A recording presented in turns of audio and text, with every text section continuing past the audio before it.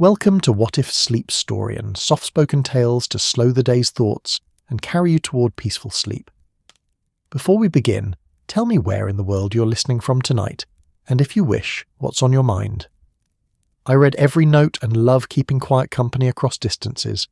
If this brings you peace, a like and subscribe will help me make more nightbound stories. And if you'd like to support even further, you can buy me a coffee through the link in the description.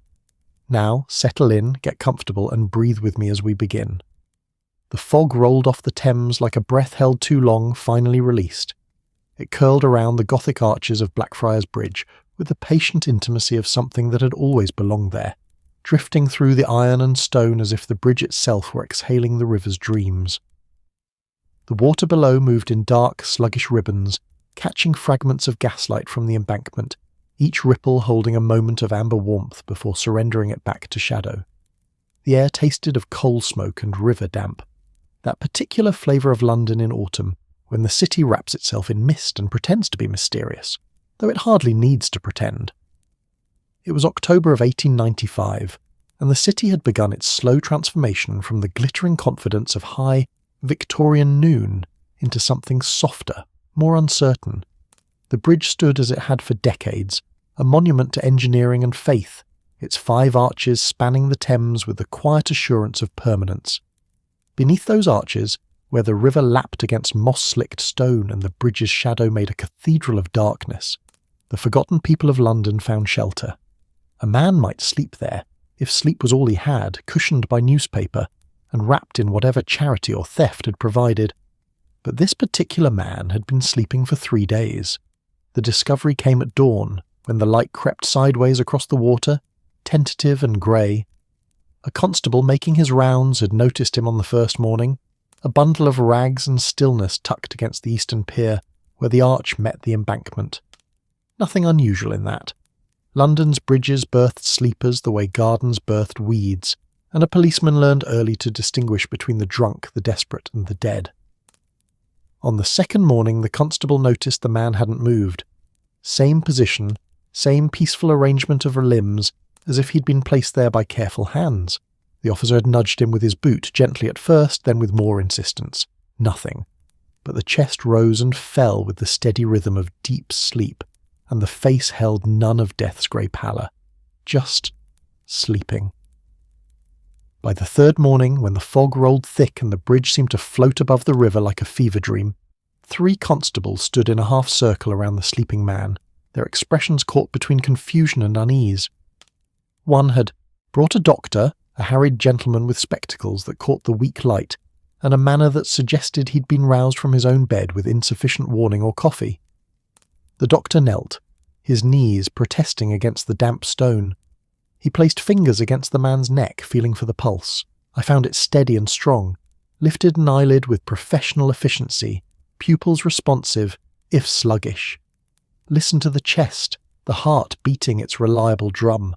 Everything, by all medical accounting, is perfectly normal, except for the small matter of 72 hours of uninterrupted sleep. Laudanum, suggested the youngest constable, his voice carrying the hopeful note of someone who wanted a simple answer. The doctor shook his head slowly. No scent of it. No signs of injury. No fever. No... He paused, searching for the word that would make this make sense. Nothing. He's simply asleep. Profoundly so. 3 days, doctor, the senior constable said, his moustache twitching with suppressed irritation. A man doesn't sleep 3 days without reason. Even the dead drunks wake to vomit. I am aware of what men do and don't do, Constable Fletcher, the doctor replied, his tone carrying the dry weight of too many years observing humanity's failings. I am telling you what I observe, not what I understand. There's a distinction, and at the moment it's a rather wide one. The sleeping man lay on his side, knees drawn slightly toward his chest, one hand tucked beneath his cheek like a child. His clothing marked him as neither wealthy nor destitute. A working man, perhaps, fallen on uncertain times. The coat was worn, but had once been good. The boots, though scuffed, still had their soles. His face held a curious peace, the kind that shouldn't exist beneath a bridge where the river muttered constant commentary, and the traffic above rattled the stones every few minutes. He was perhaps 40, with dark hair going grey at the temples, and a face that might have been handsome if it weren't so unnaturally still. No beard, though, 3 days of stubble now shadowed his jaw. Clean hands, the nails trimmed, details that separated him from the usual inhabitants of the bridge's underbelly. We should move him, Fletcher decided, straightening to his full height. Hospital, asylum, somewhere with walls and answers. But as 2 constables bent to lift him, the senior officer held up a hand. Wait. He'd spotted something, a detail half hidden by the man's body. What's that beneath him? They shifted the sleeper gently, carefully, as if handling something holy or explosive. Beneath where his hand had rested, pressed against the stone, were marks. Scratches, really, made with something sharp, perhaps a nail, perhaps a piece of broken glass. Not random, though, deliberate. Symbols of some kind, worn smooth in places as if the hand had traced them over and over. The doctor adjusted his spectacles, leaning close. Is that writing? If it is, it's no English I've ever seen, Fletcher muttered. The symbols curved and wedged against each other, angular and strange, like tiny houses built of lines and triangles.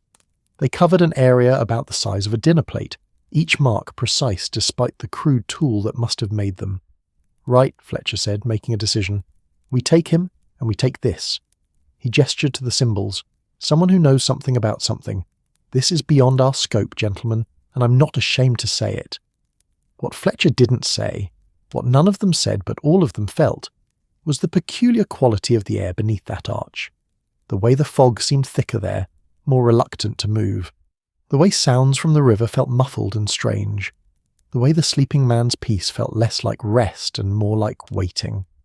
They fashioned a stretcher from Coates and Constable's arms, lifting him with the careful reverence usually reserved for the injured or the holy. He didn't wake, didn't stir. The sleep held him like amber holds ancient insects, perfectly preserved, perfectly still. As they carried him up to street level, where a police wagon waited with its patient horse and impatient driver, the sun finally broke through the fog in thin golden threads. The light caught the Thames and turned it briefly beautiful, the way London sometimes revealed its better nature when you weren't quite looking. The bridge cast its shadow across the water, 5 dark arches reflected and repeated, and somewhere in that geometry of stone and light and river, something old breathed quietly in its sleep. The wagon rattled north towards Scotland Yard, where men with notebooks and procedures would attempt to catalogue mystery into manageable columns. The symbols beneath the arch remained, already fading as the tide rose and the river reached higher along the stones, patient and persistent in its erasure. But someone had already taken note. A tall figure in a long coat standing at the bridge's western end had watched the constable's discovery with the focused attention of a hawk spotting movement in tall grass. He'd been there perhaps an hour, arriving just after dawn, drawn by what? Intuition? Information? The peculiar magnetism that pulls certain minds toward the inexplicable? Sherlock Holmes lowered his pipe, the tobacco smoke joining the river's fog in a brief waltz before dispersing. His grey eyes tracked the police wagon as it disappeared into London's waking streets, and something in his expression suggested less surprise than confirmation, as if he'd been expecting exactly this, though he couldn't have said why. Holmes? Dr. John Watson's voice carried a note of long-suffering patience as he emerged from the fog, his medical bag in hand and his expression suggesting this wasn't the morning stroll he'd anticipated. Are you going to tell me why you dragged me from a perfectly comfortable breakfast to stare at a bridge? 3 days, Watson, Holmes replied, his voice carrying that particular quality of distraction that meant his mind was already 6 steps ahead. A man sleeping beneath Blackfriars Bridge for 3 consecutive days.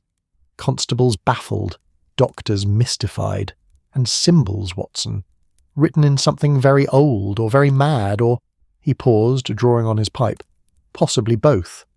How could you possibly know that? Watson demanded, though the answer was already forming before Holmes spoke it. Because, my dear fellow, I received a rather interesting telegram at 4 o'clock this morning from an acquaintance at Scotland Yard who knows my inclinations. A man was found sleeping, won't wake, 3 days, and counting, and because... Holmes turned slightly, gesturing with his pipe toward the arch. I took the liberty of examining the scene an hour ago, before the constables returned. The symbols are Sumerian, Watson, or something very like it. A language that has been dead for thousands of years, scratched into London stone by a man who hasn't woken since Tuesday. The Thames moved beneath them, indifferent to mysteries.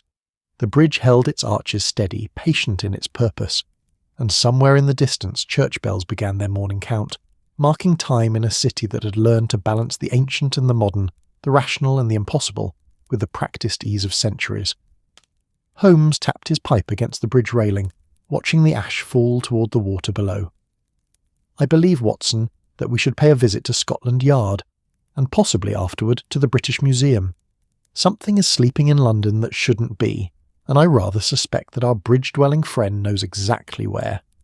Watson sighed, the sound of a man who recognised the beginning of something that would disrupt his comfortable routines for days, possibly weeks. "You realise it could simply be a madman with a talent for ancient languages?" "It could be," Holmes agreed, his tone suggesting he believed nothing of the sort. "But madmen rarely sleep so peacefully, Watson, and the mad don't usually choose their delusions from languages requiring years of scholarly study to even approximate. No, this is something else entirely." They turned from the bridge as the morning traffic began its earnest work of filling London streets with noise and purpose. Behind them, the Thames kept its counsel, and the stones of Blackfriars Bridge held their shadows close. Beneath one particular arch, where the sleeping man had lain for 3 impossible days, the symbols were already half erased by the tide's patient hand. But they'd been seen, noted, and in the peculiar arithmetic of mysteries, being observed is sometimes all that's required to transform sleeping things into waking ones. The fog rolled on, indifferent and eternal, and London began another day of pretending it was just a city, nothing more. The room at Scotland Yard smelled of carbolic soap and institutional patience, that peculiar blend of cleanliness and resignation that marked buildings where mystery came to be processed into paperwork. Morning light filtered through windows that hadn't been properly cleaned since spring, turning the dust motes into lazy dancers suspended between the living and the merely waiting.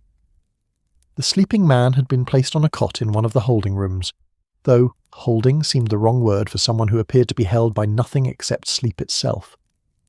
He hadn't stirred during the journey, hadn't so much as twitched when they'd carried him up 2 flights of stairs, the constables grunting with effort while the man dreamed on, serene as a saint in stained glass.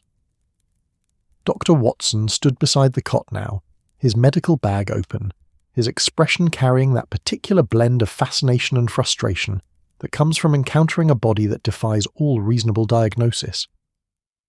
Holmes prowled the room's perimeter like a lean wolf circling prey, though who was predator and who was prey remained charmingly unclear.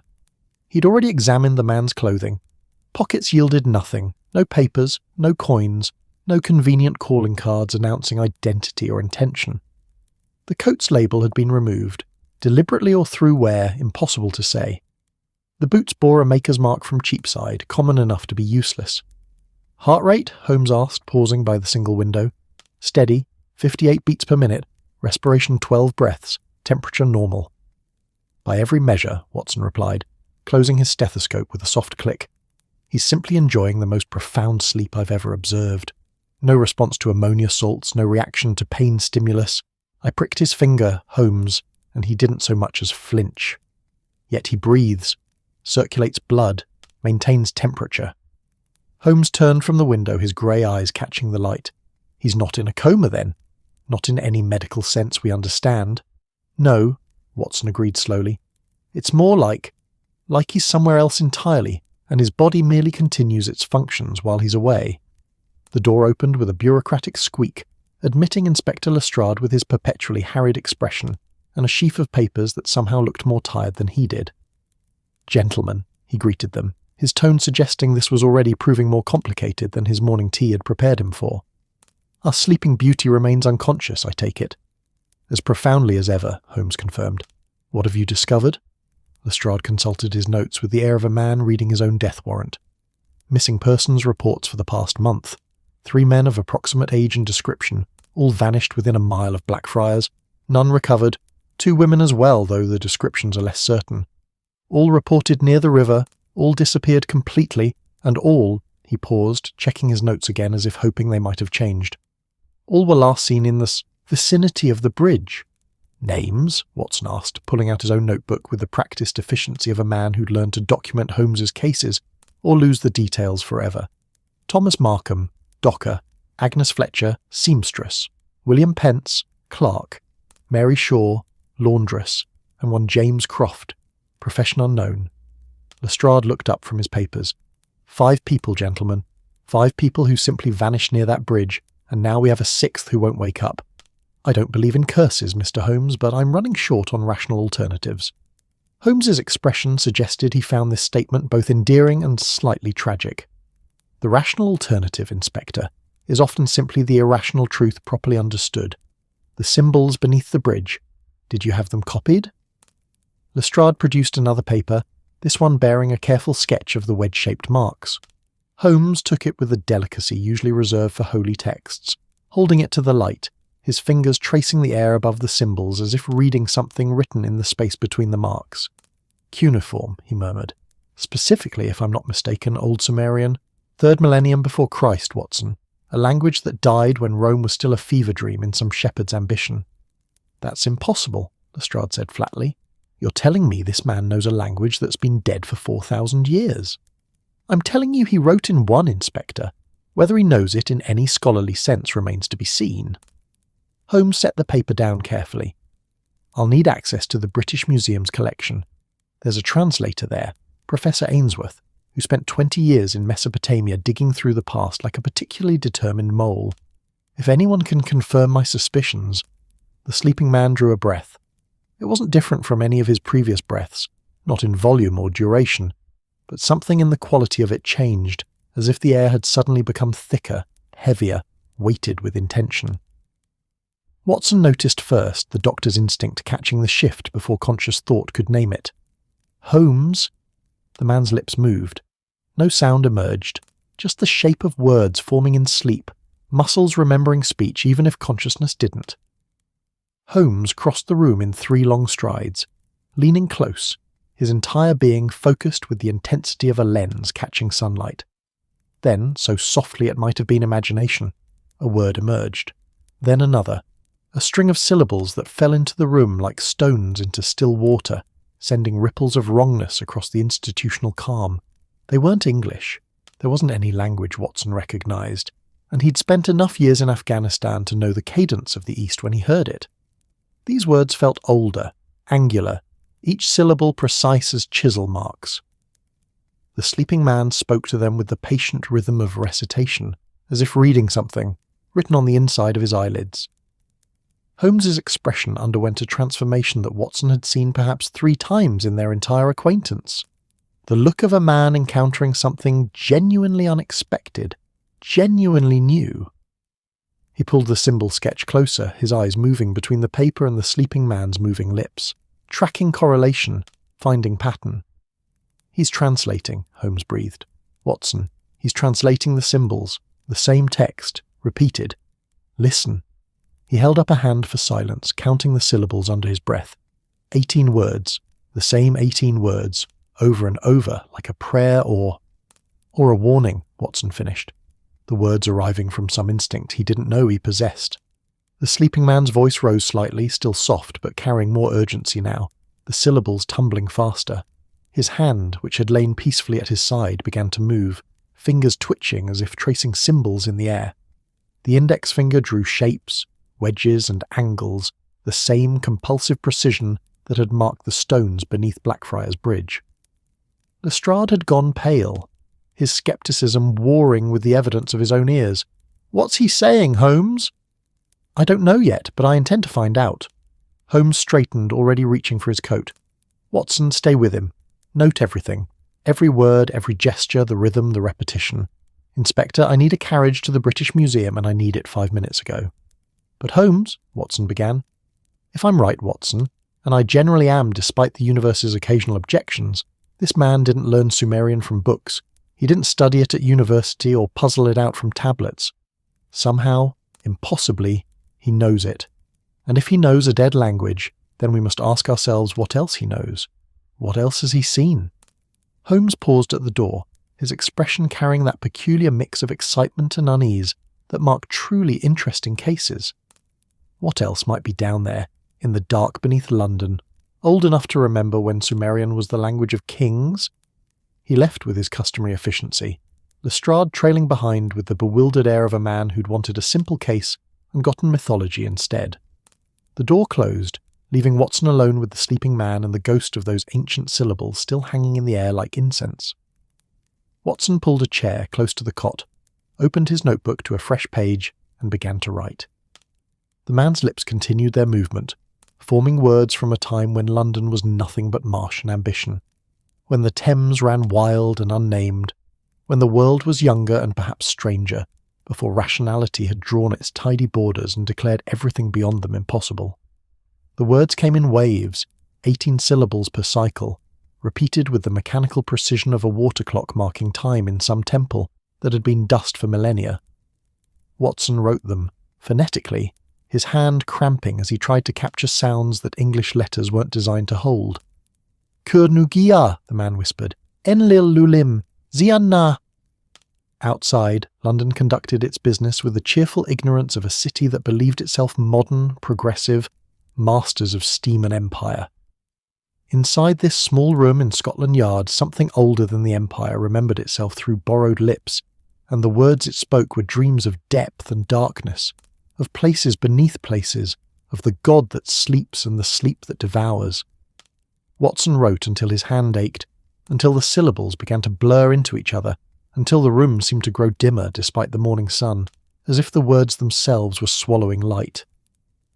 The sleeping man spoke on, tireless, trapped in some loop of memory or vision, his finger tracing endlessly in the air, writing scripture on nothing, marking invisible stones with the testimony of depths. And somewhere across London, in the hushed corridors of the British Museum, Sherlock Holmes was about to discover what those words meant, what they warned of, what, perhaps, they summoned. The man's breathing changed again, deepening, and for just a moment his eyelids fluttered as if he might wake, might return from wherever his consciousness had fled. Watson leaned forward, hopeful, professional, but the eyes didn't open. Instead, the man's hand stopped its tracing, falling still against his chest, and in a voice that carried the weight of absolute certainty, the weight of truth witnessed rather than imagined, he spoke 3 words in perfect, unaccented English. "It is waking." Then silence, complete and profound. The Sumerian ceased. The tracing stopped. The man returned to the peaceful depths of his impossible sleep, as if those 3 English words had exhausted some quota of consciousness he'd been granted, some brief allowance for warning before the dark pulled him down again. Watson sat frozen, his pen hovering above paper, those 3 words echoing in his mind with the persistence of church bells. It is waking, not it woke, or it will wake. Present tense, continuous, happening now, in this moment, in this city of fog and empire and rational men who believed they'd mapped all the world's mysteries. He looked at the sleeping man's peaceful face, at the hands now still, at the chest rising and falling with the steady rhythm of dreams. And Dr. John Watson, who'd faced Afghan warriors and London's worst criminals without flinching, felt the small hairs on his neck rise with a primal unease that reason couldn't quite dismiss. Something was waking beneath London. And this man, sleeping for 3 impossible days beneath Blackfriars Bridge, knew exactly what it was. The British Museum stood like a temple to human curiosity, its Greek revival facade promising order and enlightenment, while its interior held the collected chaos of empires. The Reading Room rose beneath its great dome, perfect circle of knowledge where scholars bent over books like priests over holy texts, their whispers creating a susurrus of learning that filled the space like audible dust motes. Holmes moved through it with the focused intensity of a man who knew exactly which shelf held exactly which secrets, his footsteps echoing softly against the marble. Professor Edmund Ainsworth occupied a desk in the far corner, surrounded by tablets and papers in a configuration that suggested either brilliant organisation or approaching madness, possibly both. He was a small man made smaller by years bent over ancient texts, his white hair wild as if he'd been arguing with electricity, his spectacles perched at an angle that defied geometry. When Holmes approached, he didn't look up, merely held up one finger in a gesture that somehow conveyed both Wait, and I'm translating something crucial, and disturb me at your peril. Holmes waited with the patience of a cat at a mouse hole. 3 minutes passed, marked by the great clock in the entrance hall chiming the quarter hour. Finally, Ainsworth set down his pen, looked up, and smiled with the vague surprise of someone returning from Mesopotamia to find themselves in London. "Mr. Holmes," he said, his voice carrying the rasp of a man who talked more to the dead than the living. "I wondered when you'd appear. The curator mentioned you'd been making inquiries about Sumerian texts. Curious timing, that. Very curious indeed. Is it?" Holmes settled into the chair opposite, producing the sketch of the symbols from his coat. "Then perhaps you can satisfy my curiosity, Professor. What do you make of these?" Ainsworth took the paper with hands that trembled slightly. Age, or excitement, or the peculiar palsy that came from spending too many years in desert heat. He adjusted his spectacles, bringing the symbols close to his face, then farther away, then close again, as if distance might change what they said. "Where did you get these?" His voice had gone very quiet. "Beneath Blackfriars Bridge, scratched into stone by a man who's been sleeping for 3 days and speaks in a dead language." Holmes leaned forward. "I need to know what they say, Professor, and I need to know why a man in 1895 London would be writing in a script that died with the Ainsworth set the paper down with the care usually reserved for explosives. "They're not Sumerian. Not exactly. The script is cuneiform, yes, but the dialect is older. Or perhaps not older, but more—" He searched for the word, his fingers tapping an agitated rhythm on the desk. "Pure. Like finding Latin before it became Italian. The root form, undiluted by time or conquest." "What does it say?" "It's a fragment. Incomplete, or perhaps purposely abbreviated, but roughly translated." Ainsworth pulled a fresh sheet of paper toward him, his pen scratching out words in English as his lips moved soundlessly, working through the translation. Below the black water, the "sleeper turns into dreams, the city remembers stone, the city is dark. When the threshold breaks, the dream awakes." The words fell into the reading room's hush like coins into a well, the silence after them somehow deeper than the silence before. Holmes remained very still, his grey eyes fixed on the translation with the intensity of a man reading his own fortune, and finding it unexpectedly grim.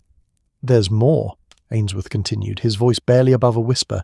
"These symbols here," he pointed to a cluster at the edge of the sketch, "they're not words, they're names, or possibly a title. Kur-Nugia. The great below, the House of Darkness. In Sumerian cosmology, it's the underworld, the place beneath places where the dead go and—" He paused, swallowing, "where certain things sleep that should not wake." "Things?" Holmes's tone was precisely neutral, inviting elaboration. "Gods, Mr. Holmes, though that word carries so much theological baggage as to be nearly useless. The Sumerians believed in entities that existed before the world took its current shape. Vast, sleeping intelligences buried in the earth's deep places, dreaming the world into being through their sleep. And if they woke—" Ainsworth trailed off, shaking his head. "But this is mythology, an ancient superstition given shape by people who didn't understand earthquakes or underground rivers. You're a rational man, Mr. Holmes. You can't possibly think—" "I think," Holmes interrupted softly, "that 5 people have vanished near Blackfriars Bridge in the past month. I think a 6th man has slept for 3 days speaking a language dead for millennia. I think he scratched warnings into stone and then collapsed into unconsciousness. And I think, Professor, that ancient peoples, however superstitious, tended to build their myths around observed phenomena. They may have misunderstood what they saw, but they saw something." He stood, retrieving the sketch. "I need maps, Professor. Not the London of streets and bridges, the London beneath. Roman ruins, medieval crypts, underground rivers, anything that shows what's under Blackfriars. Can you point me towards such resources?" Ainsworth nodded slowly, rising with the creaking reluctance of old joints protesting movement. "The archives, 3rd floor. Ask for Miss Pemberton. She's the keeper of municipal records and has a memory like a steel trap lined with India ink. But Mr. Holmes—" He caught Holmes's sleeve as the detective turned to leave. "If there is something down there, something old and sleeping, perhaps the wisest course is to let it continue sleeping. Some doors, once opened, can't be closed again." Holmes offered a thin smile. "Wisdom, Professor, is often just another word for cowardice dressed in philosophical clothing. If something is waking beneath London, I'd prefer to know what it is before it finishes the job." He left the scholar amid his tablets and his ancient warnings, climbing the museum's grand staircase toward the archives with the purposeful stride of a man determined to prove the impossible merely improbable. The third floor smelled of old paper and preserving wax, that peculiar perfume of accumulated knowledge slowly decomposing into wisdom. Miss Pemberton proved to be a severe woman of perhaps 50, with iron-grey hair and eyes that suggested she could catalogue the Library of Alexandria by memory if given sufficient tea. Maps of underground London, she repeated, her tone suggesting this was either a very common or very unusual request. Holmes couldn't quite tell which. Specifically near Blackfriars. Any and all, Roman, Saxon, medieval, modern sewers, the underground railway plans, anything showing what's beneath the surface. Holmes leaned against her desk with careful charm. I'm investigating a matter that may involve the city's deeper history. Miss Pemberton studied him for a long moment, then nodded crisply. Wait here. She disappeared into the stacks with the confident movement of someone navigating by internal compass. Holmes waited, listening to the building settle around him, the museum creaking like a ship at anchor in the sea of time.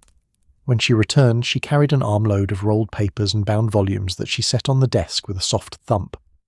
Roman London first, she said, unrolling a map that showed the city as it had been under Empire. Londinium, they built on gravel beds near the river, solid foundations. But here, her finger traced the Thames, stopping at Blackfriars. This was marshland originally. The Romans built a temple here, though records are unclear about its purpose. Dedicated to some river god, possibly, or, she consulted a ledger, to Mithras, though that's disputed. The temple was abandoned in the 4th century, partially collapsed into the marsh. What happened to it? Buried. The Saxons built over it, then the Normans built over that. London has a habit of simply paving over its own past rather than properly excavating it. Easier to build up than dig down. She unrolled another map, this one showing medieval London. By 1200, there was a monastery near the site, Blackfriars, hence the bridge's name. They reported problems with the foundations, water seepage, strange sounds from below, that sort of thing. The monastery was dissolved under Henry VIII, torn down, but the crypts remained. They're still there, technically, though the city's never bothered to map them properly. Holmes studied the overlay of maps, the palimpsest of London's history revealing itself in layers of ink and time. The area beneath Blackfriars was a tangle of construction and collapse, each century adding its structures while the marsh beneath slowly reclaimed what it could. But there, if you looked carefully, you could see suggestions of something else. Spaces in the maps where nothing was built. Voids in the underground that the cartographers had simply sketched around, as if acknowledging without understanding. These empty spaces, Holmes said, tapping the map. What are they? Miss Pemberton adjusted her spectacles. Unknown. Possibly natural caverns formed by the Fleet River's underground course. Possibly collapsed structures too dangerous to explore. The city surveyor's office sent men down in 1867 to investigate flooding problems, but... She paused, consulting her notes. The expedition was called off.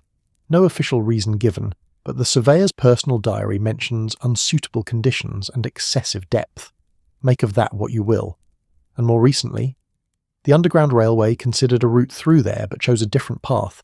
Again, no official explanation, but the engineering reports mention unexpected voids in the substrate, unstable geology, risk of collapse. Miss Pemberton rolled up the maps with practiced efficiency. Mr. Holmes, whatever you're looking for beneath Blackfriars, generations of builders and engineers have found it easier to avoid than investigate. That should tell you something. It tells me, Holmes said quietly, that someone at some point knew there was something down there worth avoiding. Which means someone went down there, saw something, and decided discretion was preferable to knowledge. He gathered the maps carefully. May I borrow these? I'll return them within the week. Miss Pemberton hesitated, then nodded. Sign the ledger. And Mr. Holmes, be careful. London has layers, and not all of them are meant to be disturbed. Holmes descended the museum steps into afternoon light that seemed suddenly fragile, as if the sun were just a polite fiction, the sky maintained while deeper truths worked themselves out in darkness. He had the maps, he had the translation, he had pieces of a puzzle that grew more unsettling with each revelation. A dead language, a sleeping man, warnings scratched in stone, and beneath Blackfriars, a space on the map where nothing was built because something else was already there. He hailed a cab back to Baker Street, his mind already assembling the evidence into theories, testing each against the facts, discarding those that failed and refining those that held. By the time he reached his rooms, he had 3 possibilities, each more disturbing than the last and none of them remotely comforting. Mrs. Hudson met him at the door with a telegram. "Arrived 10 minutes ago, Mr. Holmes, from Dr. Watson. He says it's urgent." Holmes tore it open, read it once, then again, his expression hardening. Sleeper spoke in English. Stop said, "It is waking." Stop then. Resumed. Sumerian. Stop. Begun drawing. Stop, you should see this. Stop, Watson. Holmes stood in his doorway, telegram in hand, maps under his arm, and allowed himself one moment of purely human unease. Then he squared his shoulders, climbed the stairs to his rooms, and spread the maps across every available surface. If something was waking beneath London, he would know what it was, where it slept, and how to stop it. Or at least, he would know what questions to ask before the answers arrived wearing shapes that reason couldn't accommodate. The afternoon light slanted through the windows of 221B Baker Street, falling across maps of a city built on layers of forgetting, and in a room at Scotland Yard a man dreamed in dead languages while his hands sketched the architecture of impossibility on any surface they could reach. London continued its business, unaware and unconcerned, while beneath its streets something older than business turned in its sleep and remembered the taste of waking. The drawings covered every surface, paper, cloth, even the whitewashed wall beside the cot where someone had made the mistake of leaving the sleeping man with a pencil. Watson had watched it happen over the course of 3 hours, the man's hand moving with mechanical precision even in sleep, tracing lines and curves and angles that suggested architecture from some fever dream of geometry. The hand never hesitated, never corrected, just drew and drew and drew, as if transcribing something seen with perfect clarity on the inside of closed eyelids. Holmes stood in the centre of the room, turning slowly, taking it all in. The drawings weren't random. They connected, overlapped, revealed a single massive structure when viewed as a whole. A map, Watson realised, not of London's streets, but of what lay beneath them. Tunnels branching like arteries from a central chamber, each passage marked with those same cuneiform symbols, each intersection labelled in a hand that had never wavered despite unconsciousness.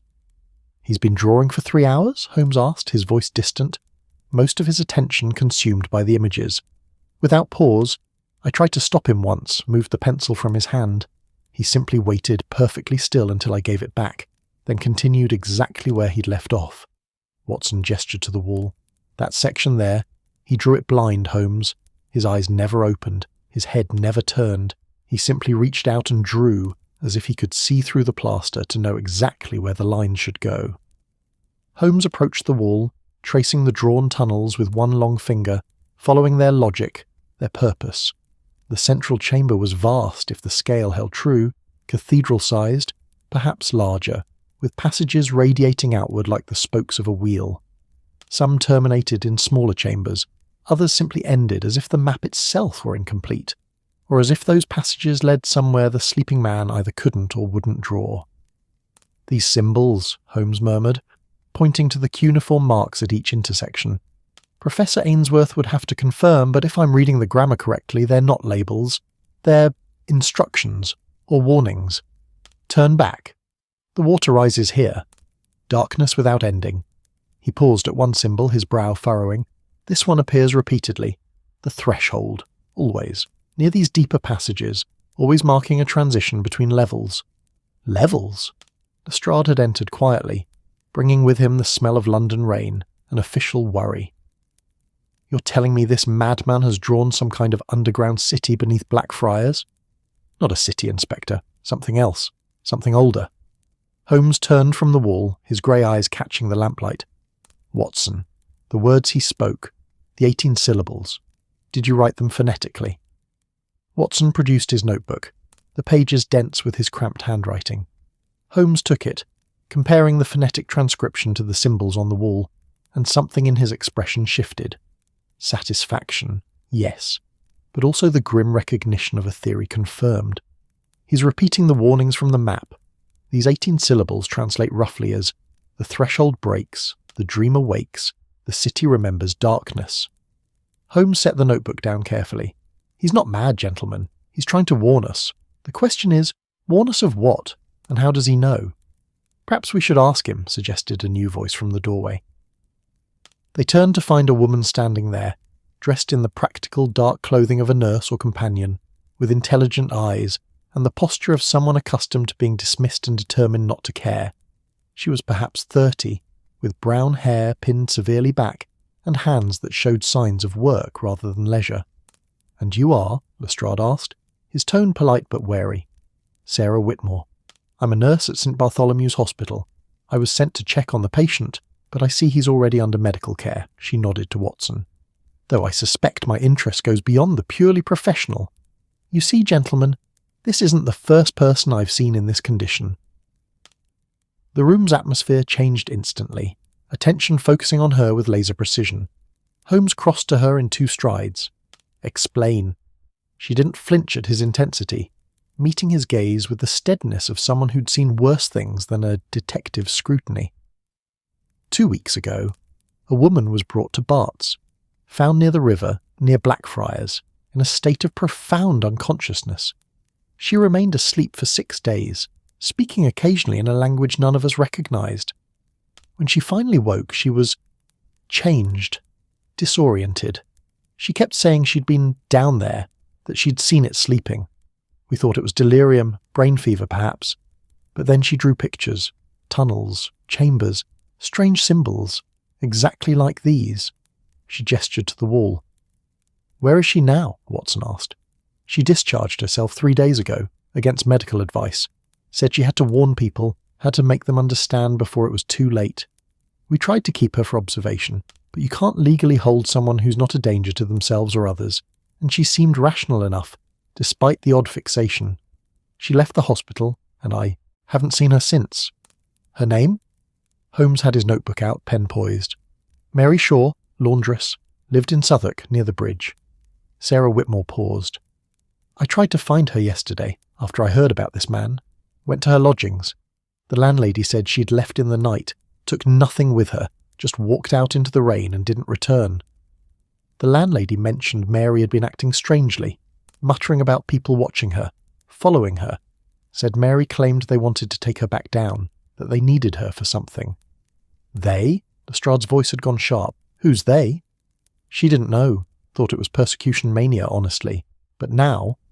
Sarah looked at the sleeping man, at his endlessly drawing hand. "Now I'm not so certain." Holmes was already moving toward the door. "Inspector, I need the files on all the missing persons near Blackfriars, not just the past month. Go back 6 months, a year if you have them. Watson, stay with our sleeper. Note any changes in his condition, any variations in the drawings. Miss Whitmore, if you would be so kind, I'd like you to write down everything you remember about Mary Shaw. Every word she said, every detail of her drawings, everything." "Where are you going?" Watson called after him. "To visit an abandoned church." Holmes paused in the doorway, his profile sharp against the corridor's gaslight. "Because if there are watchers, as Miss Shaw claimed, then they must have somewhere to watch from, and religious buildings have a convenient habit of maintaining records of their congregations, even the unofficial ones." He vanished down the corridor with his characteristic speed, leaving Watson and Lestrade to exchange glances that mixed concern with the weary recognition that Holmes, once fixed on a trail, was as unstoppable as the Thames at flood. Sarah Whitmore approached the sleeping man, studying his face with professional assessment. "He's peaceful. Whatever he's experiencing, it doesn't seem to distress him. That's unusual in cases of sustained unconsciousness. Usually there's some sign of neural stress, some indication of the body fighting to wake. But he..." She touched his forehead gently, checking temperature. "He seems content down there, wherever there is." The man's hand continued its work, adding details to a section of the map that showed a spiral descent, a staircase carved into living rock, going down and down and down to depths that the scale suggested were impossible beneath London's foundations. At the bottom of that spiral he'd drawn a door, just a simple rectangle but marked with symbols so dense they nearly obliterated the lines of the door itself. Warnings, perhaps, or instructions for opening. "It is waking," Watson quoted softly, remembering those 3 English words spoken with such certainty. "What do you suppose It is. Sarah Whitmore shook her head slowly. Mary Shaw called it the Dreamer, said it had been sleeping for longer than London had existed, longer than the Romans, longer than memory. She said the city was built over it without knowing, that every foundation we drove down, every tunnel we dug, we were pressing against the walls of its sleeping chamber, and now, she gestured to the drawings, now the walls are breaking, the threshold, as these symbols keep saying. Something is weakening the barrier between where it sleeps and where we live. That's impossible, Lestrade muttered, but his tone lacked conviction. He'd seen too much in this case already to cling too tightly to impossibility. Is it? Sarah turned to face him. London is built on marsh and clay and the bones of previous Londons. We barely know what's beneath our own streets. The Roman ruins we've found are just the ones we've stumbled across. The medieval crypts are mostly forgotten, unmapped. And before the Romans? Before anyone kept records? What was here then? What might have already been here when the first humans decided to build beside this particular bend in the river? Watson found himself thinking of the museum's maps, of the voids in the underground that cartographers had simply sketched around. Unsuitable conditions, excessive depth, the kind of official language that meant something had been found and deliberately not investigated. How many generations of Londoners had encountered evidence of something beneath the city, and chosen, individually or collectively, to look away? The sleeping man's hand paused. For the first time in 3 hours, it stopped drawing. The pencil remained pressed to the wall, but no new lines emerged. Watson held his breath, wondering if this signalled waking, change, some new development. Then the hand moved again, but differently. Not drawing now, writing. Words in English, awkward and shaky, each letter formed with obvious effort, as if the hand remembered language but had forgotten the specific shapes. They come at night. The three of them stared at the words. The hand continued, adding more below. They watch the ones who know. They take them down, to feed the threshold. The hand dropped, the pencil rolling away across the floor. The sleeping man's breathing deepened, and for a moment Watson thought he saw something behind those closed eyelids, some rapid movement suggesting dreams or visions or memories of depths. Right, Lestrade said, his voice carefully controlled, the tone of a man refusing to panic through sheer force of professional habit. Right, I'm posting guards. 4 men, armed, outside this door, and I'm sending officers to check every abandoned building near Blackfriars, every church, every crypt we know about. If there are people watching, taking others, then by God we'll find them and arrest them for— He paused, searching for the appropriate charge. For kidnapping at minimum, possibly murder. Inspector, Sarah Whitmore said quietly, Mary Shaw wasn't mad. I've seen genuine psychosis, genuine delusion. This wasn't that. She was terrified. Rationally, genuinely terrified of people she was convinced were hunting her. And now she's vanished, just like the others. If your officers go looking, they should be careful. Very careful.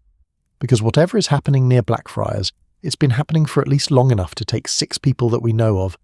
6 people who either disappeared entirely or, in Mary Shaw's case, came back changed. Came back knowing things they shouldn't know, seeing things that shouldn't exist. Then what do you suggest? Lestrade demanded, frustration bleeding through his professional calm. I suggest, she replied, that we wait for Mr. Holmes to return with whatever he's found, and that we don't let this man out of our sight. Because right now he's the only source of information we have about what's actually down there. And if he wakes, if he can speak coherently about what he experienced, then maybe we can understand what we're facing before someone else vanishes into those tunnels. Watson checked his watch. Holmes had been gone 20 minutes.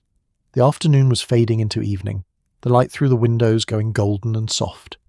London outside continued its cheerful ignorance, traffic rattling past, vendors calling their wares, the great city simply being itself without concern for the mysteries fermenting in its depths.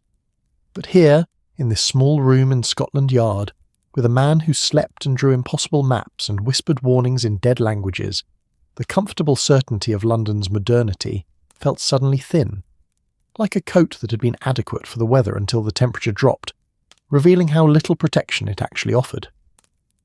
The sleeping man breathed steadily, peacefully, his work apparently complete for the moment. The walls around him were covered in the architecture of something that shouldn't exist beneath a rational city. And somewhere in the gathering dusk, Sherlock Holmes was hunting for watchers in the dark, for cultists or madmen or believers in sleeping gods, for anyone who might explain why people vanished near Blackfriars and returned speaking of thresholds and dreamers and darkness without ending. Lestrade left to arrange the guards and the search parties, his footsteps echoing down the corridor with the heavy tread of a man carrying responsibilities he hadn't asked for.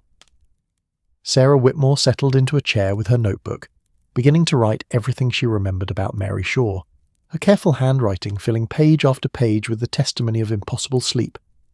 And Watson sat beside the cot, watching the sleeping man's face for any sign of change, any hint of waking. Outside, the city's gas lamps were beginning to glow tiny points of light against the gathering dark. But here, in this room, the darkness felt different, older, as if it had seeped up from below rather than fallen from above. The sleeping man's lips moved again, forming words without sound. Watson leaned close, trying to catch them. Just 2 syllables, repeated like a mantra. Kurnugia, Kurnugia, Kurnugia. The great below, the house of darkness. And somewhere beneath Blackfriars Bridge, in tunnels that shouldn't exist, something turned in its ancient sleep and dreamed of waking. The Church of St. Anne's Blackfriars had been deconsecrated in 1847, its congregation scattered, its purpose dissolved into the general amnesia that London practised upon its own history. It stood now like a tooth gone grey, wedged between a warehouse and a printer's shop, its Gothic windows boarded over, its doors sealed with official notices that had faded to illegibility years ago. Holmes stood before it in the gathering dusk, rain beginning to fall in that fine London mist that was less precipitation than atmospheric intention, and studied the building with the focused attention of a man reading a book whose pages had been deliberately torn out. The church's stonework was dark with soot and time, the kind of black that came from decades of coal smoke settling into every crevice. But there, around the side entrance, the stone was darker still. Recent soot, Holmes noted, the kind that came from torches or oil lamps used frequently enough to leave their mark. Someone had been entering this building, and recently. He approached the side door, noting the official seal had been broken and poorly replaced, the wax fresh enough to still smell faintly of the chandler's shop. The lock was old but well maintained, the keyhole showing the tiny scratches of frequent use. Holmes produced his picks with the practised ease of long experience, and within 30 seconds the lock yielded with a soft click that seemed obscenely loud in the quiet street. The door swung inward on hinges that moved too smoothly for a building abandoned nearly 50 years. Someone had oiled them. Recently. Holmes stepped inside, closing the door behind him, and allowed his eyes to adjust to the deeper darkness within. The church's interior smelled of damp stone and old incense, that peculiar combination of decay and desperate holiness that marked abandoned places of worship. But beneath it, something else, a scent he couldn't quite place, mineral, earthy, like the smell of deep caves or old wells. His dark lantern revealed the nave, emptied of pews, the floor swept clean in a way that suggested purpose rather than abandonment. The altar remained, though stripped of its furnishings, and on the stone before it, scratches, recent ones. Holmes knelt, bringing the lantern close. Cuneiform. The same angular script that marked the stones beneath Blackfriars Bridge, that covered the walls where the sleeping man had drawn his impossible maps. Kurnu Gia, he read softly. Enlilulim, Zia-na. The same 18 syllables carved into the altar stone with something sharp and patient. Around them, other marks, circles, spirals, geometric patterns that suggested ritual or obsession or both. He stood, sweeping the lantern's beam across the church's interior. There, in the far corner near where the vestry would have been, a darker patch on the floor. Holmes approached it, noting the stone here had been disturbed, the dust pattern broken. He found the edge of what looked like a flagstone, but when he pried it up with his knife, it revealed not earth beneath but darkness. A hole. A passage descending into the foundations, stairs cut into the living rock, old stairs, worn smooth by centuries of feet, descending at a steep angle into the earth beneath the church. The mineral smell rose from below, stronger now, and with it that sense of depth, of spaces that extended farther down than any London basement should go. Holmes checked his revolver, more from habit than hope. What good were bullets against darkness and ancient stone? And began his descent. The stairs were narrow, barely wider than his shoulders, spiralling down in a tight helix that suggested medieval construction, or older. Roman, perhaps, or something that predated Rome's northward ambitions. 30 steps down, 40. The air grew colder, damper, the walls pressing close. 50 steps. The stairs levelled out into a passage, the ceiling low enough that Holmes had to duck his tall frame. The walls here showed chisel marks, deliberate excavation rather than natural formation. Someone had carved this passage with purpose and considerable effort. The passage opened into a chamber and Holmes stopped, his lantern revealing something that made his breath catch despite his considerable self-control. The chamber was perhaps 20 feet across, the ceiling vaulted in the Roman style but carved with symbols that predated Rome by millennia. The walls were covered in cuneiform script, dense as wallpaper, telling stories in a language dead before Christ was born, and in the centre of the chamber a circle, not drawn but carved into the floor, each line an inch deep, filled with something dark that might have been pitch or tar or dried blood. Around the circle, arranged with geometric precision, were objects, tablets of clay inscribed with more cuneiform, bowls that might once have held offerings, and maps, dozens of maps drawn on paper, on cloth, on anything that would hold ink, all showing the same thing, the tunnel system beneath Blackfriars, radiating from a central chamber far deeper than this one. Holmes examined the maps by lanternlight, his mind cataloguing details with mechanical precision. The tunnels matched exactly what the sleeping man had drawn, every intersection, every branching passage, every spiral descent. But these maps showed more. They showed the chamber's purposes, labelled in a mix of Sumerian and English, as if the map makers had been translating for themselves, trying to understand what they'd found. The first threshold, the chamber of waiting, the spiral of descent, and at the bottom, in the deepest chamber, simply the dreamer. Footsteps echoed from the passage, behind him, multiple sets, approaching with the confident tread of people who knew exactly where they were going. Holmes extinguished his lantern, pressing himself against the wall beside the chamber entrance, his hand on his revolver. 3 figures entered, carrying torches that filled the chamber with dancing orange light. They wore ordinary clothing, a clerk's suit, a labourer's rough coat, a woman's practical dress. But their faces held the peculiar blankness of true believers, the expression of people who'd seen something that had fundamentally reorganised their understanding of reality. "The threshold weakens," the clerk said, his voice carrying the rhythmic quality of recitation. "The dreamer turns in sleep. Soon the walls will break and the city will remember what it was built to forget." "The sleeper speaks now," the woman added, placing a fresh map on the floor with the others, the one found beneath the bridge. "He draws the true paths, shows the way down. The police guard him, but they don't understand. They can't stop what's already begun." Holmes remained perfectly still, watching, listening. The 3 moved around the chamber with practiced efficiency, lighting candles placed in niches around the carved circle, updating their maps with fresh details, consulting the clay tablets as if reading scripture. "How many more do we need?" the labourer asked, his rough hands gentle as he arranged the offerings, bread, wine, water, within the circle. "The equation is clear," the clerk replied, producing a notebook filled with calculations, measurements, symbols mixed with numbers. 7 sleepers to weaken the threshold. We have 5.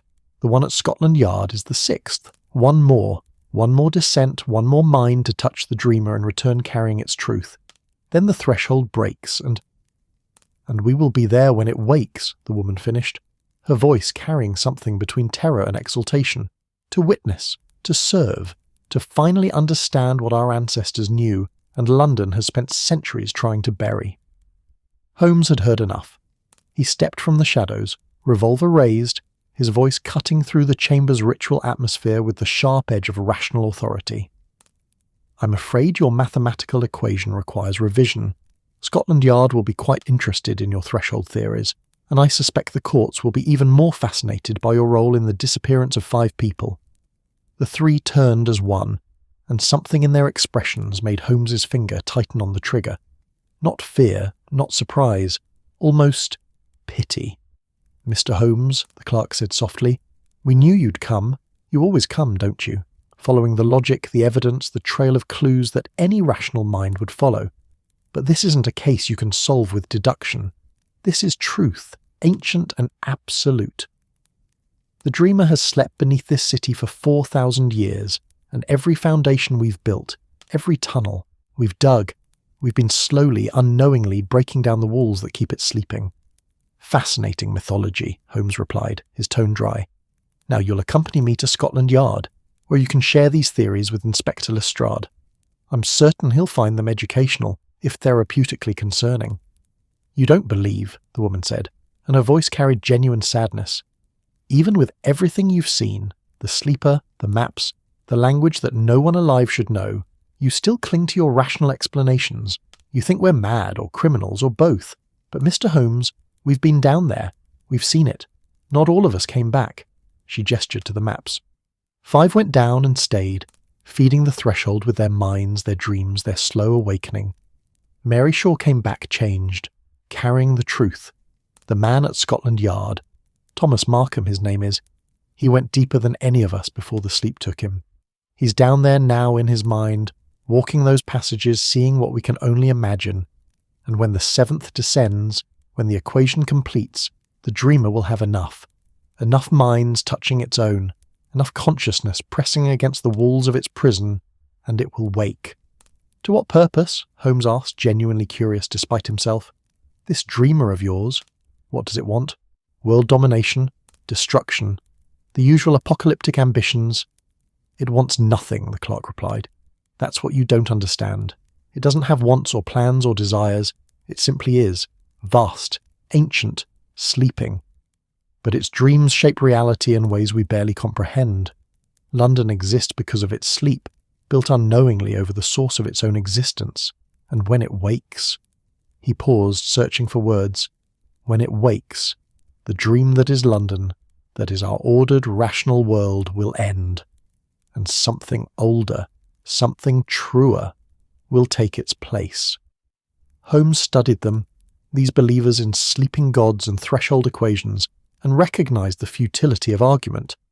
They'd seen something, experienced something that had convinced them of this truth. Whether that something was real or madness disguised as revelation hardly mattered. They believed, and belief made them dangerous. "The passage behind you," Holmes said calmly. "It leads deeper, doesn't it? To the actual tunnels you've mapped. To this threshold you keep mentioning." "Yes," the woman said. 300 feet down, through passages the Romans found and sealed, through crypts the medieval monks abandoned after too many brothers went mad from the dreams, through layers of London that the city has forgotten, each one built to contain what the previous layer couldn't. And at the bottom, the threshold. A door, Mr. Holmes, carved into bedrock older than Britain itself, and behind that door, she smiled, and it was the saddest expression Holmes had ever seen. Behind that door it dreams. "Show me," Holmes said.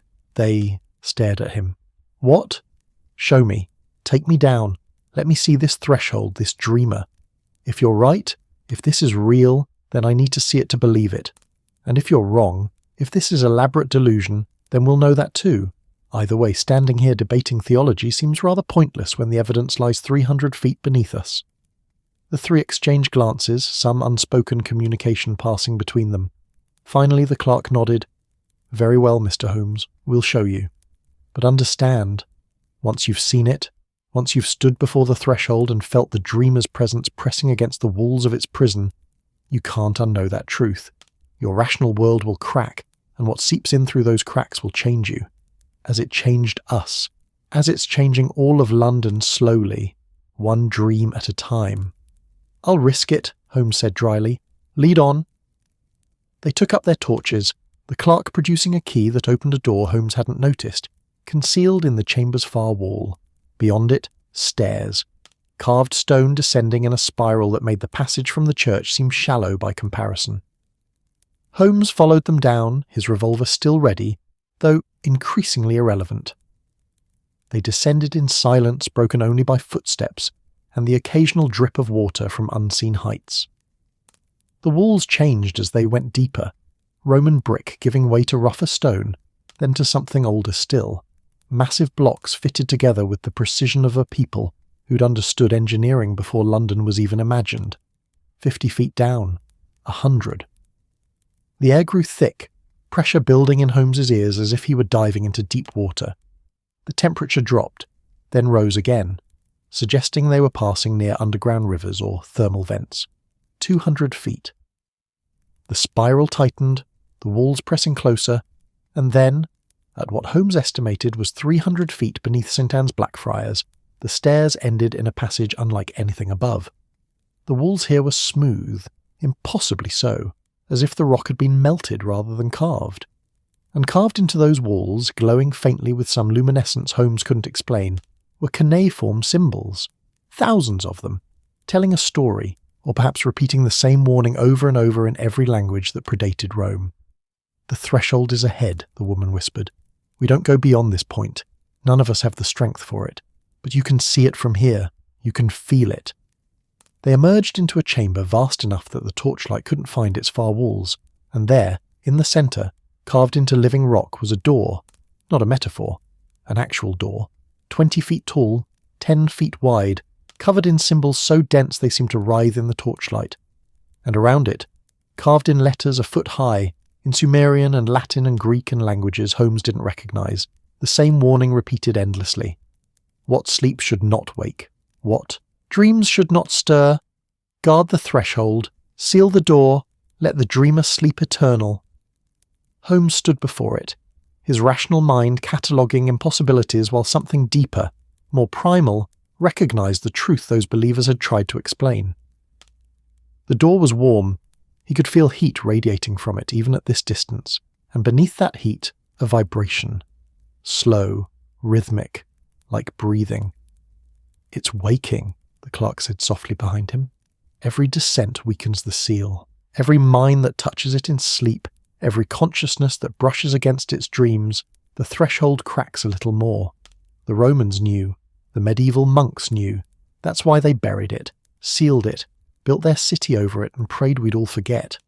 But London kept growing, kept digging, kept pressing down on the threshold. And now, a crack, hairline thin, running from the top of the door to its centre, fresh. Holmes could see where the stone had split recently enough that dust still clung to the fracture's edges. "Now," the woman finished, "it's almost free." And from behind that door, so deep and low that Holmes felt it more than heard it, came a sound. Not quite a voice, not quite anything that should exist in rational London, but unmistakably, terrifyingly alive. The dreamer, 300 feet beneath the city, was beginning to wake. The sound ceased as abruptly as it had begun, leaving only silence and the memory of something too vast to be properly heard. Holmes stood before the door, his scientific mind attempting to catalogue what his senses insisted couldn't exist, while the three believers behind him maintained their respectful distance, their faces carrying that peculiar mixture of terror and reverence that marked true faith confronted with its object. The chamber around them extended beyond the limits of torchlight, the ceiling lost somewhere in darkness overhead. The walls, where Holmes could see them, bore the same melted smooth quality as the passage, suggesting temperatures or forces that geology couldn't easily explain. But it was the door itself that commanded attention. 20 feet of carved stone covered in warnings written by civilizations that had risen and fallen before London was even Martian ambition. Holmes approached it slowly, each step measured, his hand outstretched toward the stone. The heat radiating from it grew more pronounced as he neared, not uncomfortable, but undeniable, real, measurable. His fingers stopped inches from the surface, close enough to feel the warmth pulse in time with that deep rhythmic vibration. "How long has this been here?" he asked, his voice echoing strangely in the vast space. "Longer than we can calculate," the clerk replied. "The oldest symbols are Proto-Sumerian, from before written language formalized into what we'd recognize as cuneiform, perhaps 5,000 years, perhaps older. The Roman inscriptions are warnings to future generations, telling them to maintain the seals, to never excavate deeper, to build over this place and forget it existed. The medieval editions are prayers mostly, desperate pleas to God and saints to keep what sleeps from waking. And the crack? Holmes indicated the fresh fracture running down the door's centre. 3 weeks ago. We felt it, All of us who've been down here. Like an earthquake in the mind, a tremor in consciousness itself. The first sleeper, Agnes Fletcher, she went down the next day, said she had to see if the threshold held. She never came back. Her body is still down there, we think, in the tunnels beyond the door. We can sometimes hear her, through the stone, still speaking in Sumerian, still trying to warn us. Holmes's mind worked through the implications with a systematic precision that had served him for decades. 5 people missing, 1 recovered but changed. Mary Shaw, speaking of watchers and warnings, 1 sleeping at Scotland Yard, drawing maps and speaking dead languages, and 3 believers standing before him, ordinary Londoners transformed by something they'd encountered in this impossible place. The vibration, he said, pressing his palm flat against the stone beside the door, feeling the pulse travel through rock and into his bones. It's regular, approximately 6 beats per minute, slower than any human heart but rhythmic nonetheless. And the heat, the stone is maintaining a temperature of, he paused, calculating, approximately 98 degrees. Body temperature. It's alive, Mr. Holmes, the woman said quietly. We don't know what it is, God, creature, entity beyond our comprehension, but it's alive, and it's been sleeping here since before humans build anything permanent on this island. The Sumerians knew of it somehow. Their myths speak of sleeping gods beneath the world, vast consciousnesses that dream reality into being. They believed that if such a being woke, the dream that is our world would shatter, and something else, something older, truer, more terrible, would take its place. Mythology, Holmes said, but his tone lacked its usual dismissive certainty. His hand remained on the stone, feeling that impossible heartbeat, that undeniable warmth. Every culture has flood myths, creation stories, tales of sleeping giants.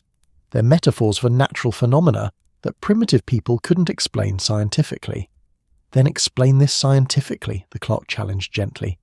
Explain the heat without fuel, the vibration without mechanism, the crack appearing in solid stone with no seismic activity to cause it. Explain how Thomas Markham, a docker who can barely write his own name, speaks fluent Sumerian in his sleep and draws maps of passages no one has seen in millennia. Explain how we found these tunnels by following dreams, Mr. Holmes. Dreams that came to us unbidden, showing us the way down, compelling us to excavate, to dig, to uncover what London has spent centuries burying. Holmes withdrew his hand from the door, his expression troubled in ways Watson would have recognised. The look of a man whose theories weren't fitting the evidence, whose rational framework was proving inadequate to the task. Dreams, he repeated. You're telling me this entity communicates through dreams. Not communicates, the woman corrected. It dreams, and its dreams leak out, seeping into the minds of people who sleep above it. Most dismiss them as nightmares, strange fancies brought on by London's fog and bad digestion. But some of us, those who slept directly above it, whose rooms happened to align with the chamber below, we couldn't dismiss them. The dreams were too vivid, too consistent, too filled with knowledge we shouldn't possess. So we followed them. Down through the church, through the sealed Roman passages, through the medieval crypts. We dug where the dreams told us to dig. And we found this. Holmes turned from the door, facing them fully. The 7 sleepers? You said you need 7 to break the threshold. Why 7? What's the mechanism?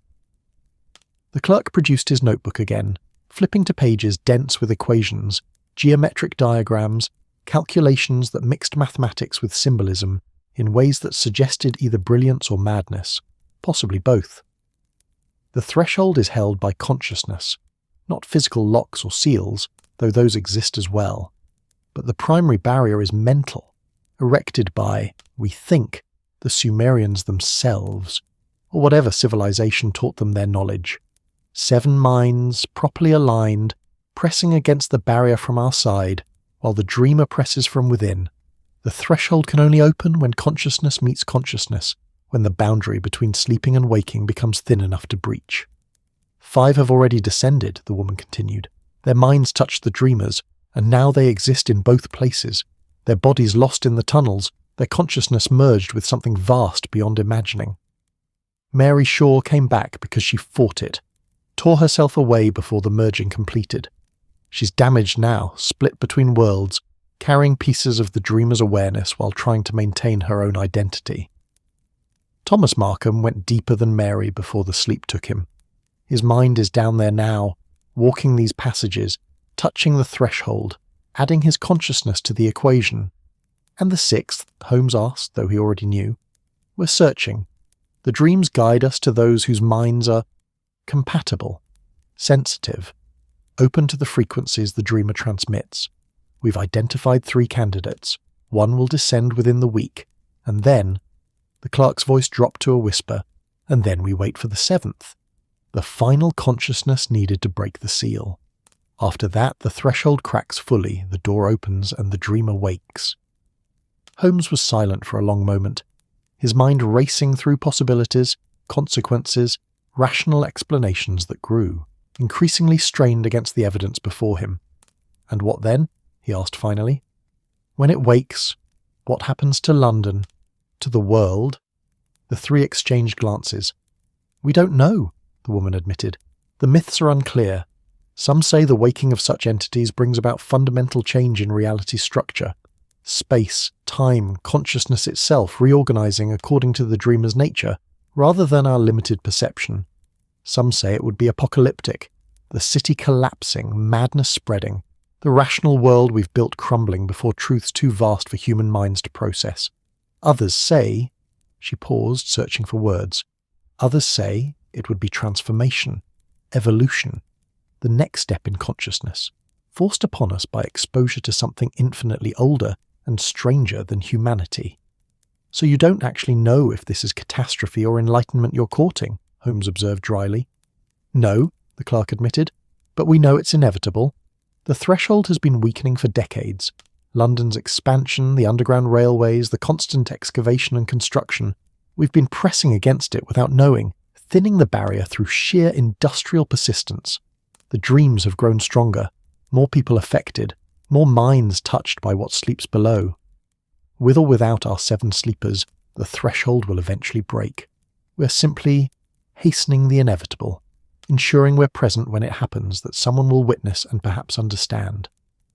Holmes began to pace, his long strides carrying him along the edge of the chamber, his mind assembling the evidence into theories, testing each against logic and experience.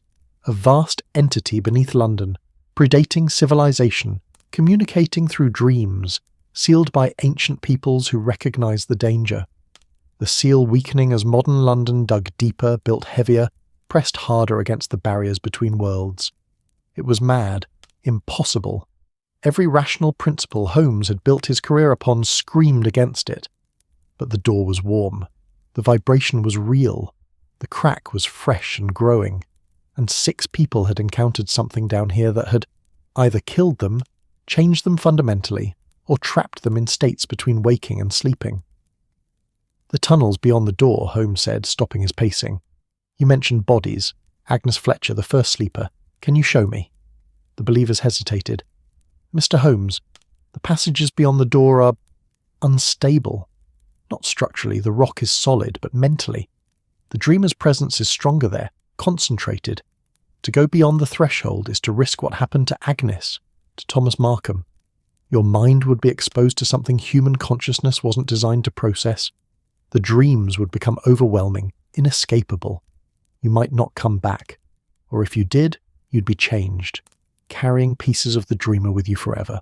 Nevertheless, Holmes said, his jaw set with stubborn determination, I need to see.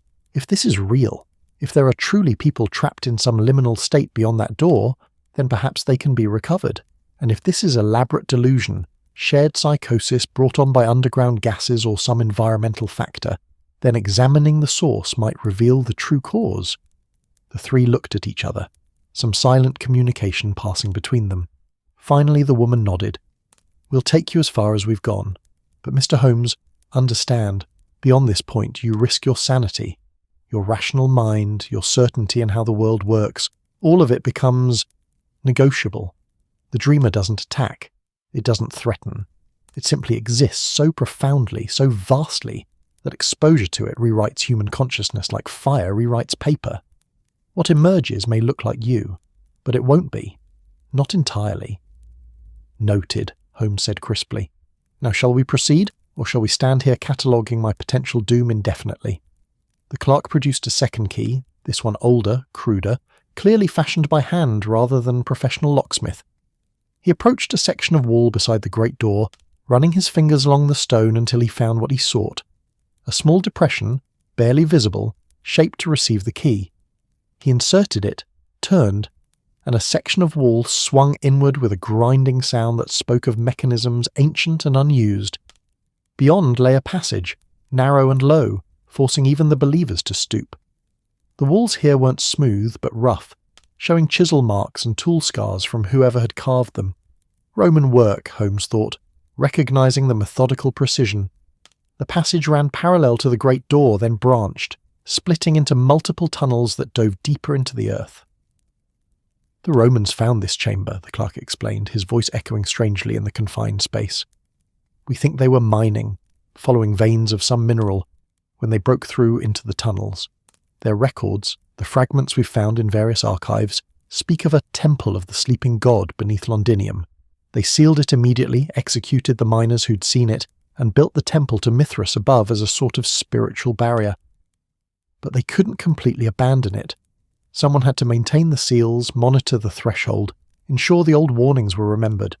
So they created a secret priesthood, passing the knowledge down through generations.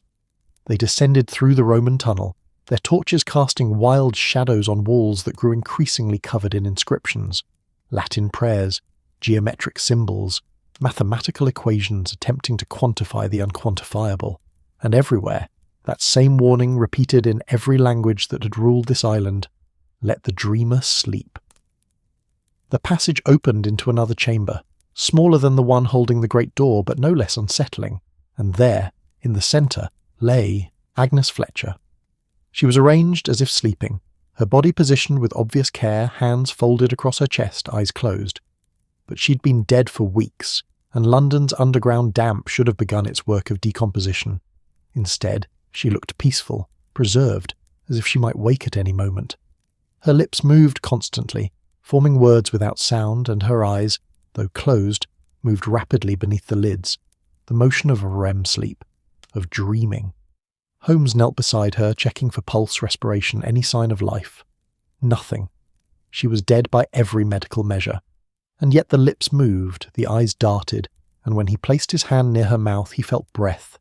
Impossible, phantom breath from lungs that no longer functioned.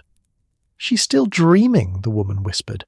"Her body died, but her mind went into the dreamer, and it won't let go. She exists there now in whatever space the dreamer occupies, and it uses her, speaks through her sometimes, showing us pieces of what it knows.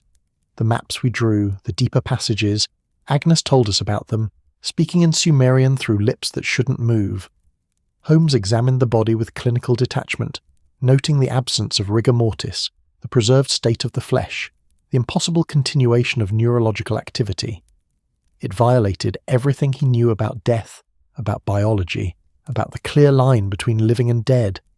This woman existed in some third state, neither alive nor properly deceased, her consciousness trapped in dimensions his rational mind couldn't properly conceptualize. "The others?" he asked, standing. "Deeper. The passages branch, descend to different levels. William Pence we found 2 levels down, arranged like Agnes, still dreaming. James Croft went deeper still. We hear him sometimes through the stone, speaking in voices that aren't human, describing things that don't exist in any geometry we understand. And the other 2?" The clerk shook his head. "We don't know. They went beyond where we dared follow, into passages that twist in ways that defy mapping, where the rock itself seems to shift when you're not looking directly at it." Holmes's mind worked furiously, attempting to fit this into some framework that made sense. Shared delusion, he thought. Environmental factors causing synchronized hallucination. Underground gases, carbon dioxide, methane, radon, known to cause altered states of consciousness. The believers had exposed themselves repeatedly, their minds gradually succumbing to toxicity they interpreted as mystical experience. But Agnes Fletcher's impossible preservation argued against that, as did the heat of the door, the precision of the cuneiform inscriptions, the correlation between the maps drawn by separate individuals who'd never met. The evidence pointed, inexorably, towards something his rationality couldn't accommodate, that beneath London, something genuinely impossible existed, something old and vast and dreaming. A sound echoed through the passages, footsteps, rapid and urgent descending from above. The believers tensed, and Holmes's hand went to his revolver. Moments later, a figure emerged into the torchlight, breathing hard, eyes wild with urgency. It was Watson. "Holmes," he gasped. "Thank God. I followed your trail from the church, found the passage. You need to come back, now. The sleeper, Thomas Markham, he's—" Watson paused, struggling for words. "He's waking. Not fully, but enough to speak coherently. And Holmes, what he's saying, we need to stop this. We need to stop them before—" The chamber shook, not violently but definitively, as if the earth itself had shifted in its sleep. Dust fell from the ceiling, and the torches flickered. The vibration Holmes had felt through the door intensified, the rhythm speeding up from 6 beats per minute to 7, then 8. "The threshold," the clerk breathed, his face gone pale. "It's accelerating. Something's changed. The equation—" Another tremor, stronger this time, and from deeper in the tunnels, from passages that descended beyond sight or reason, came a sound. Not the low vibration from before, but something more defined, more intentional, almost like words, if words could exist in frequencies below human hearing, felt rather than heard, comprehended by the nervous system rather than the ear. Agnes Fletcher's eyes snapped open. They were wrong. The irises had turned black, pupil and colour merged into uniform darkness, and they moved independently of each other, tracking things that weren't visible to those standing in the chamber. Her mouth opened, and words emerged. Sumerian, Latin, Greek, English, all mixed together in a stream of consciousness that seemed to come from multiple sources simultaneously. "The 7th descends," she said, in a voice layered with harmonics, as if multiple speakers occupied her dead throat. "The threshold cracks, the seal breaks, the dream that is London shudders, and beneath the sleeping god stirs, turns, opens eyes that have been closed since before your species learned to speak. What wakes cannot be stopped. What rises cannot be sealed again. The city built over my prison, your tunnels and foundations pressing against the walls of my sleep. And now the walls break, and I wake. And the dream you call reality becomes the nightmare it always was beneath its thin veneer of reason." Holmes and Watson stood frozen, witnessing something that shouldn't exist. A dead woman speaking with a voice that came from somewhere impossibly distant, impossibly vast. The believers had dropped to their knees, terror and exultation warring on their faces. "How do we stop it?" Holmes demanded, speaking to the presence inhabiting Agnes Fletcher's corpse. "If the threshold is breaking, how do we prevent the final breach?"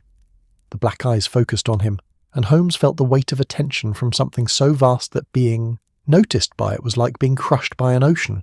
"Stop," the voice said, and something like amusement coloured the harmonics. "You cannot stop the waking of what dreams. You can only witness, understand, transform. The 7 sleepers are already chosen, already descending, already mine. And when the 7th completes their journey, when their consciousness adds its weight to those already pressing against the barrier, the threshold will shatter, the door will open, and I will rise into the world that has been built unknowingly as my temple, my altar, my stage for the next act of existence." "Who are you?" Watson whispered, his medical mind reeling at the impossibility before him. The eyes shifted to him, and Agnes Fletcher's face arranged itself into an expression that suggested ancient amusement. "I am the dreamer, the sleeper beneath, the consciousness that predates your civilization, your species, your comprehension. The Sumerians knew me and built their warnings. The Romans found me and fled. The medieval monks encountered me and went mad. And now, modern London, with all its certainty and steam and empire, has dug deep enough to wake me, not intentionally, but inevitably. And I have been patient, so patient, sleeping while you built your cities above my chamber, waiting while you forgot the old warnings, gathering strength while you thinned the barriers through your ignorant industry. And now—" The voice deepened, resonated, filled the chamber with presence. "Now I wake, and London will remember what it was built to contain, What sleeps beneath every foundation? What dreams beneath every street? The chamber shook again, harder, and the crack in the great door above extended, branching into a web of fractures that spread across the stone like lightning frozen in rock. Holmes made a decision. Watson, get them out. All of them. Return to Scotland Yard, evacuate the area around Blackfriars if necessary. I'm going deeper. Holmes. No, Watson began.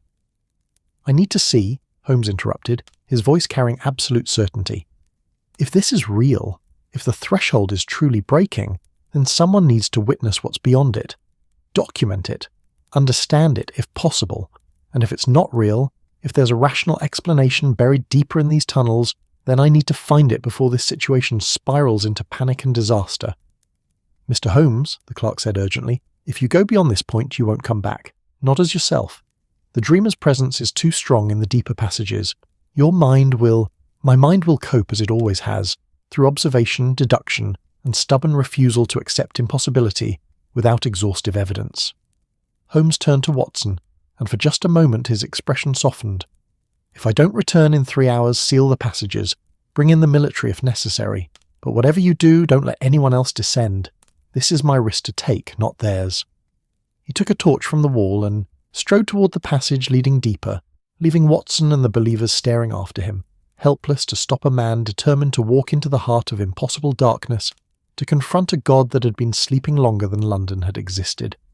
Behind him, Agnes Fletcher's corpse settled back into stillness, the black eyes closing, the mouth ceasing its impossible speech.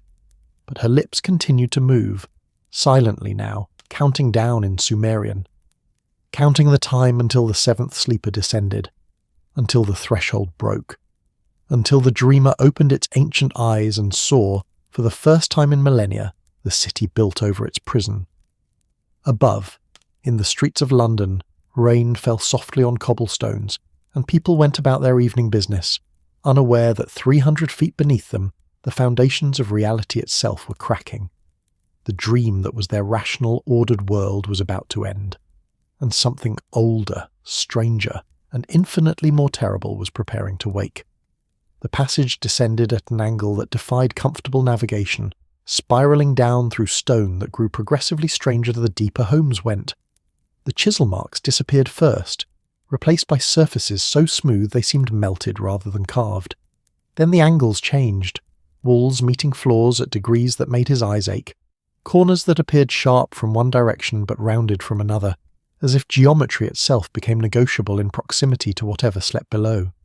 His torch cast shadows that moved incorrectly, lagging behind his movements or anticipating them, creating the unsettling impression that he walked accompanied by versions of himself slightly out of synchronization with time. The air grew warmer, then cold, then warm again, temperature fluctuating without pattern or source. And beneath it all that vibration, steady, rhythmic, faster now than when he'd first felt it through the door above. 9 beats per minute, 10, 11. The dreamer's heart, if heart was the word for whatever organ sustained a consciousness that had slept for millennia, was accelerating, waking. The passage opened into a chamber unlike anything Holmes had encountered in the levels above. The space was vast, cathedral huge, but the ceiling curved wrong, bending in ways that suggested dimensions beyond the 3 his mind could properly process. The walls were covered in symbols, but these weren't carved. They glowed with their own soft luminescence, pulsing in rhythm with that impossible heartbeat, writing and rewriting themselves as he watched. Sumerian script flowing into Latin, Latin into Greek, Greek into languages he didn't recognize, all telling the same story over and over, the story of a consciousness so vast that merely existing near it reshaped reality to accommodate its presence. And in the center of the chamber, arranged in a circle like the petals of some grotesque flower, lay the sleepers. 4 of them. Not dead like Agnes Fletcher, but not properly alive either. They breathed in perfect synchronization, their chests rising and falling with the same rhythm as the chamber's heartbeat. Their eyes moved beneath closed lids, tracking visions Holmes couldn't see. And their hands, all their hands, moved in unison, fingers tracing symbols in the air, writing equations in nothing, mapping spaces that existed only in the dreamer's consciousness. Holmes approached slowly, cataloguing details with the methodical precision that had served him through countless cases. The sleepers were arranged equidistant from each other, forming a perfect geometric pattern. Between them, drawn in something that looked like ash or ground stone, were connecting lines creating a complex mandala of mathematical and mystical significance. And at the centre of that mandala, carved into the floor, was a symbol he recognised from Professor Ainsworth's translations, Cur Nugia, the Great Below. "You came," a voice said, and Holmes turned to find a woman standing at the chamber's edge. Not one of the believers from above, someone new, or rather, someone he'd heard of but never expected to meet. Mary Shaw looked wrong. Not visibly damaged or obviously changed, but wrong in some fundamental way that Holmes's perception couldn't quite define. She stood at angles that shouldn't be comfortable, cast a shadow that didn't quite match her position relative to his torch, and when she moved there was a slight delay, as if the message from her brain to her muscles had to travel through something thick and resistant. "Miss Shaw," Holmes said carefully, "Dr. Watson mentioned you'd vanished from your lodgings. I'm pleased to see you're alive." "Am I?" Her smile was sad, distant. "I'm not certain anymore. Part of me is here, standing in this chamber, speaking to you.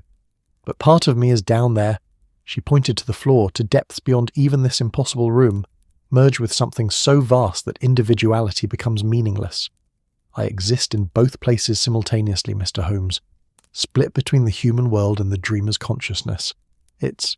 She paused, searching for words. "It's like being a book with pages scattered across different libraries. The story is still coherent technically, but reading it requires being in multiple places at once." Holmes studied her, noting the slight translucence at her edges, as if she weren't entirely solid. "How did you escape? The believers said those who descended either stayed or came back changed. You came back, yet you're clearly still connected." "I fought," Mary said simply. "When I felt the dreamer's consciousness reaching for mine, trying to pull me down into that vast ocean of thought, I resisted. Most don't. They welcome it, actually. The relief of surrendering individual awareness, of becoming part of something infinitely larger than themselves. It's seductive, Mr. Holmes. To stop being small and limited and alone, to merge with a consciousness that remembers when the Earth was young, that dreams in colours humans don't have names for, that exists across dimensions we barely suspect. But She looked at her hands, watching them flicker between solid and translucent. "I wasn't ready to stop being Mary Shaw, so I tore myself away, and it let me, I think. Curious to see what a human consciousness could do when fragmented between worlds." "The others?" Holmes gestured to the sleepers. "William Pence went willingly. So did James Croft. They're down there now, their consciousnesses fully merged with the dreamer, serving as anchors, I suppose. Points of connection between its awareness and our reality. The more minds it touches, the easier it becomes for it to extend its consciousness into our world. And these four," she indicated the sleepers in the chamber, "they're newer, recent descents, chosen by the dreams, guided down into these passages, and now suspended in that liminal state between waking and sleeping, their minds touching the threshold, pressing against it, weakening the seal with their presence." Holmes knelt beside the nearest sleeper, a young man perhaps 25, dressed in a labourer's rough clothing. His face held that same peaceful expression Holmes had seen on Thomas Markham, as if whatever he experienced in his dreams was more pleasant than anything consciousness offered.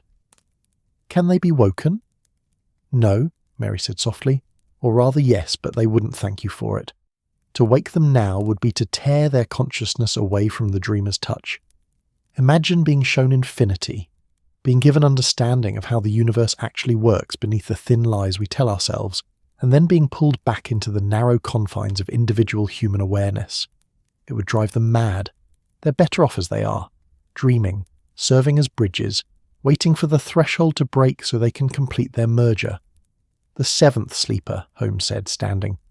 "The believers claim 7 are needed to break the threshold completely. Thomas Markham is the 6th, held at Scotland Yard. That leaves one more. Who?" Mary's expression grew complicated, emotions flickering across her face too quickly to identify. "The 7th has already been chosen. The dreams have been visiting them for weeks now, showing them the way down, calling them to descend. They'll come tonight, I think. The urgency in the dreamer's consciousness is building, accelerating. It knows it's close to waking, and it's eager, as much as a consciousness like that can experience anything resembling human emotion. "Who?" Holmes pressed. She met his eyes, and in hers he saw something like pity. "You, Mr. Holmes. You're the seventh sleeper. Why do you think the believers were so willing to bring you down here, to show you the threshold? Why do you think I'm here, specifically, waiting in this chamber? The dreamer has been calling you for days. You felt it, didn't you? The pull toward Blackfriars, the urgency to investigate, the compulsion that brought you to the bridge at dawn, to the church, down through the passages to this exact spot. You thought it was detective instinct, deduction. But it was the dreamer's call, reaching into your consciousness, guiding you down to where it waits." Holmes felt something cold settle in his chest, his mind racing back through the past days, examining his own motivations with the critical eye he usually reserved for suspects. The telegram from Scotland Yard had arrived at 4 a.m, but he'd been awake already, standing at his window staring toward the river, feeling an inexplicable urgency to go to Blackfriars. The investigation had felt inevitable, each step leading logically to the next. But beneath that logic, had there been something else? Some subtle influence guiding his deductions, his choices, his path down into these impossible depths? "No," he said. But even to his own ears, the denial sounded hollow. "You're perfect for it," Mary continued, her voice gentle, sympathetic. "A mind like yours, brilliant, curious, relentlessly logical, is exactly what the dreamer needs. It doesn't want mindless devotion or mystical acceptance. It wants consciousness that questions, that investigates, that refuses to accept impossibility. Because when a mind like that finally acknowledges the dreamer's existence, finally accepts what sleeps beneath rational London, the transformation is more complete, more useful." Holmes backed away from the sleepers, his mind working furiously to find some flaw in her logic, some alternative explanation. "If the dreamer wants me, why hasn't it simply taken me? I'm here, in its domain. If it has the power to invade dreams and influence thoughts, why not simply overwhelm my consciousness?" "Because that's not how it works," Mary said. "The dreamer doesn't attack or force. It offers, shows, reveals. It presents truth too vast to ignore, and consciousness either accepts or breaks. You have to choose to descend, Mr. Holmes. Choose to surrender your individual awareness in exchange for merger with something infinitely greater. The threshold requires willing participants, minds that open themselves to the experience rather than having it forced upon them." She gestured to the chamber's far side, where another passage descended, this one different from all the others. It didn't spiral or curve, but dropped straight down, a shaft so deep that Holmes's torchlight couldn't find the bottom. And around its entrance, carved in stone, were instructions in multiple languages. The final descent, the seventh path. Come willingly or not at all. "That passage leads to the dreamer's chamber," Mary said, "not the threshold. That's still sealed, still holding, though barely. This leads to a viewing chamber built by the Sumerians who first encountered it, allowing chosen priests to stand in its presence without fully merging. If you descend, you'll see it, understand what it is, and then you can choose, return to the surface, seal the passages, pretend this was all elaborate delusion, or," she paused, "or complete the seventh descent. Add your consciousness to those already touching the threshold, break the seal, and witness what happens when a god that's been sleeping for 5,000 years finally opens its eyes." Holmes stood at the edge of that vertical shaft, looking down into darkness that seemed to have weight, substance, intention.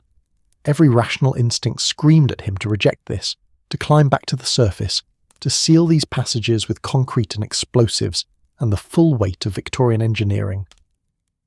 But beneath the rationality, beneath the lifetime of deduction and logic and careful thought, something else stirred. Curiosity. The same quality that had driven him to become a detective, to solve impossible puzzles, to peer into darkness that others fled from. What if it was real? What if everything Mary Shaw said was true, and beneath London's rational streets something genuinely impossible existed? Could he walk away without knowing? Could he climb back to the surface and spend the rest of his life wondering what he might have seen if he'd only had the courage to look? 3 hours, he said quietly, checking his watch. I told Watson 3 hours. That leaves me 90 minutes before he comes looking or seals the passages. Time moves strangely down there, Mary warned. What feels like minutes might be hours, or vice versa. The dreamer exists partially outside temporal sequence, and proximity to it disrupts normal causality. You might descend and return to find days have passed, or descend for what feels like hours and emerge to find only seconds elapsed. Noted. Holmes secured his torch to his belt, tested the rope he'd brought from the church, and approached the shaft. There were rungs carved into its sides, a ladder descending into that weighted darkness. Ancient rungs, worn smooth by the hands of Sumerian priests and Roman surveyors and medieval monks, all drawn down by the same terrible curiosity that now pulled at him. He looked back at Mary Shaw, at her fractured existence, her fragmented consciousness split between human and something vaster. "If I don't return, tell Watson—" "You'll return," she interrupted. "The question is what you'll be when you do. Whether you'll still be Sherlock Holmes, brilliant detective of Baker Street, or whether you'll be something else, something more, something that remembers being human but exists in spaces human consciousness wasn't designed to occupy." Holmes nodded once, then began his descent. The shaft was deep beyond any rational construction, carved through stone that showed no tool marks, no evidence of human excavation. It simply existed, as if the rock had opened itself willingly, making space for something that required depth, darkness, pressure. Holmes counted rungs as he descended, 50, 75, 100, his torch, illuminating only a few feet in any direction, the darkness above and below equally absolute. The vibration grew stronger with each rung, the rhythm faster now, 15 beats per minute, 20. The stone hummed with it, the frequency building until Holmes felt it in his teeth, his bones, the base of his skull. And beneath that physical vibration, something else, a presence, a vast attention focusing on him, curious, welcoming, eager. At 300 rungs, the shaft opened into a chamber and Holmes stepped off the ladder onto a floor that felt wrong beneath his boots, too smooth, too warm, slightly yielding as if the stone itself were somehow organic. He raised his torch, and the light revealed something his mind struggled to process. The chamber was circular, perhaps 50 feet across, its ceiling a dome that rose into darkness. The walls were covered in the same luminescent symbols as the chamber above, but here they moved more obviously, writing themselves in real-time equations and poetry and warnings, flowing across the stone like water, changing languages, changing meanings, responding to his presence by attempting to communicate in forms his consciousness might comprehend. And in the centre of the chamber, set into the floor like a window, was a sheet of something transparent, crystal, glass, or material that predated both. Through it, Holmes could see down into the space beyond, the chamber the Sumerians had sealed, where the dreamer slept. He approached slowly, each step requiring conscious effort, fighting the urge to flee back to the ladder, back to the surface, back to a world where such sights weren't possible. The transparent floor extended over a space so vast that his torchlight couldn't find its edges, and in that space, surrounded by darkness that seemed sentient, something moved. It wasn't a creature in any sense he understood, wasn't a god in any theological framework. What Holmes saw, spread across the chamber below like a landscape made of consciousness itself, was something that defied every category his mind possessed. Vast beyond measure, organic yet not biological, thinking yet not possessing anything resembling a brain, it existed in that sealed space like an ocean of awareness given quasi-physical form, the dreamer.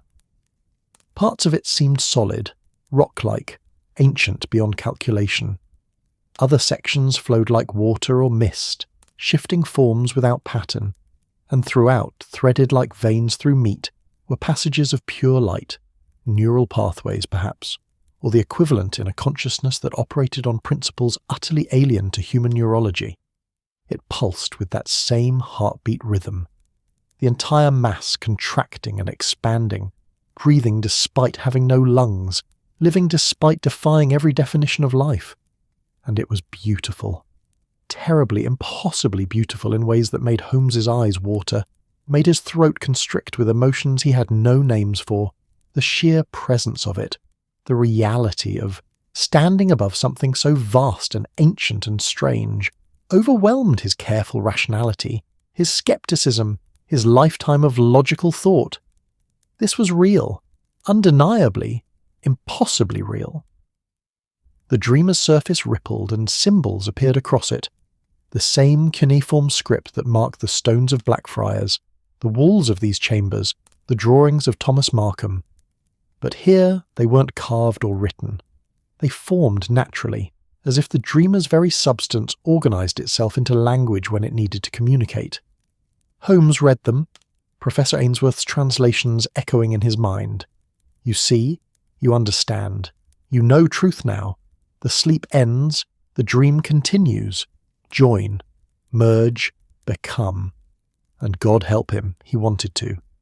Standing there above that vast consciousness, feeling its presence like gravity pulling at his thoughts, Holmes understood the seduction Mary Shaw had described. What was individual human awareness compared to this? What were his cases, his deductions, his small brilliant moments, compared to existing as part of something that had witnessed the birth of civilizations, that dreamed in dimensions beyond space and time, that knew secrets the universe kept from ordinary consciousness? He could step forward, break the transparent barrier, drop down into that vast ocean of awareness, and let himself dissolve into it, his consciousness preserved but transformed, individual yet merged, small yet part of something infinite. The seventh sleeper, the final piece needed to crack the threshold and let the dreamer wake fully into London's rational world. His foot moved forward without conscious decision, drawn by that terrible gravity, then stopped. Holmes's hand went to his pocket, finding the object he'd carried there for years. Watson's old service revolver, returned after Afghanistan, carried as protection against London's more mundane dangers. He drew it now, feeling its weight, its solidity, its representation of everything human and limited and definitively unmerged. "No," he said aloud, his voice echoing strangely in the chamber. "I see you. I acknowledge you exist, but I don't join you." The dreamer's surface rippled again, symbols forming faster, more urgently. Why refuse? Why choose limitation? Why remain small when vastness offers? Because, Holmes said, backing away from the transparent floor from that terrible gravitational pull, I am human, limited, mortal, finite. And those limitations, those boundaries, are what give my existence meaning. To merge with you would be to cease being Sherlock Holmes. I'd become something else, something greater perhaps, but something that has lost what makes me myself. And I'm rather attached to being myself, thank you. He turned from the window, from the dreamer's presence, and the effort felt like tearing himself away from a magnetic field, fighting against forces that pulled at his consciousness with the same insistence that gravity pulled at his body. The symbols on the walls blazed brighter, more insistent, cascading through languages, trying to find some combination of words that would convince him, that would make him understand the gift he was refusing. But Holmes climbed back to the ladder, gripped the rungs, and began ascending. The climb felt endless, fighting not just gravity but the dreamer's attention, its curiosity, its genuine incomprehension at being refused. The vibration around him intensified. 25 beats per minute, 30, the dreamer's frustration manifesting as physical phenomenon. The shaft shook, dust falling from above, and Holmes climbed faster, urgency replacing his earlier careful descent. He emerged into the chamber of sleepers, gasping, his legs trembling from effort and reaction. Mary Shaw stood where he'd left her, her expression unreadable. "You refused," she said, and he couldn't tell if it was statement or question. "I refused," Holmes confirmed, moving past her toward the passage leading up. The threshold remained sealed. The dreamer remains sleeping, and it will stay that way if I have anything to say about it. "But you won't," Mary said sadly. "The believers will find another seventh, or the dreamer will simply wait, continuing to grow stronger as London digs deeper, builds heavier, thins the barriers through ignorant persistence. You've delayed it, Mr. Holmes. Perhaps by days, perhaps by years, but you haven't stopped it." Holmes paused in the passage entrance, looking back at her fractured form. "Then I'll seal the passages, collapse them utterly, bury this place so thoroughly that no one can find it again for another 1,000 years. The Sumerians tried that, the Romans tried that, The medieval monks tried that. London keeps digging, Mr. Holmes, keeps expanding downward, outward, pressing against the very boundaries you'd establish. You can't seal what the city itself conspires to reveal. He had no answer to that, so he simply turned and climbed, ascending through passages that fought him now, angles shifting, geometry becoming treacherous, as if the tunnels themselves were trying to keep him below. But he'd memorized the path, counted his turns, noted landmarks visible even in failing torchlight, and his detective's memory served him now as it had in countless cases. He emerged into the Roman chamber to find Watson waiting, revolver drawn, his face tight with worry. "Holmes? Thank God. You've been gone 2 hours. I was about to descend with the constables, and damn the consequences." 2 hours? Holmes checked his watch, noting that by his reckoning only 40 minutes had passed. Mary had been right about time moving strangely in the dreamer's proximity. "We're leaving," Holmes said firmly. "Now. And when we reach the surface, I'm recommending this entire area be sealed. Not just the church, the whole block, concrete, steel, whatever it takes to ensure no one descends these passages again." They climbed together, Watson asking no questions, sensing his friend's state wasn't conducive to interrogation. The believers were gone, fled, or hidden, their purpose thwarted by Holmes's refusal to complete the 7th descent. They emerged into St. Anne's Blackfriars as dawn light filtered through the boarded windows, the church's abandoned nave feeling like sanctuary after the impossible depths below. Inspector Lestrade waited outside with a dozen constables, his expression grim. "Mr. Holmes, Dr. Watson, we need to get you both to Scotland Yard. The sleeper, Markham, he's waking. Properly waking. And what he's saying." They travelled through London's morning streets in silence, Holmes staring out the carriage window at the rational city going about its business, vendors calling wares, cabs rattling past, people living ordinary lives blissfully unaware of what slept beneath their foundations. How long could that ignorance last? How long before another investigator followed the same trail, made the same descent, faced the same choice he'd faced and chose differently? At Scotland Yard, Thomas Markham sat upright on his cot, eyes open, lucid, but changed in ways that echoed Mary Shaw's wrongness. He spoke when they entered, his voice carrying harmonics that suggested multiple speakers. "You refused," he said, and it wasn't quite accusation, more observation. "The dreamer showed me your choice, respected it even in its way, but you only delayed, Mr. Holmes. The threshold weakens daily, London presses down constantly, and eventually someone will complete what you refused. The 7th will descend, the seal will break, and the dreamer will wake." "Then we'll be ready," Holmes said firmly. "Every entrance will be sealed, every passage mapped and blocked. The knowledge will be preserved but protected, given only to those who understand the necessity of keeping the threshold intact." Markham smiled sadly. "You still think in terms of seals and barriers, physical solutions to metaphysical problems. But the dreamer doesn't need open passages, Mr. Holmes. It has the dreams, and it's patient. So patient. It's been sleeping for 5,000 years. It can sleep 5,000 more if necessary, sending its dreams out to any consciousness that sleeps above it, slowly gathering believers, gradually thinning the threshold through accumulated belief rather than physical descent. You can seal every tunnel, block every entrance, but you can't seal human sleep. You can't prevent dreams." Holmes had no answer to that because it was true. The dreamer's greatest weapon wasn't its vast consciousness or its ancient power. It was simply time. Infinite patience combined with the certainty that humanity would eventually, inevitably, dig deep enough, believe strongly enough, weaken the threshold sufficiently through sheer accumulated pressure of progress and curiosity. But that was a problem for another day. For now he had immediate tasks: sealing the church, documenting the passages for those who would guard them after he was gone, ensuring that Thomas Markham and any other affected individuals received care rather than imprisonment or execution. The following days passed in a blur of activity. The Church of St. Anne's Blackfriars was purchased through intermediaries, its passages filled with concrete by engineers sworn to secrecy. The believers were found and offered a choice: submit to monitoring and agree to cease their activities, or face indefinite detention.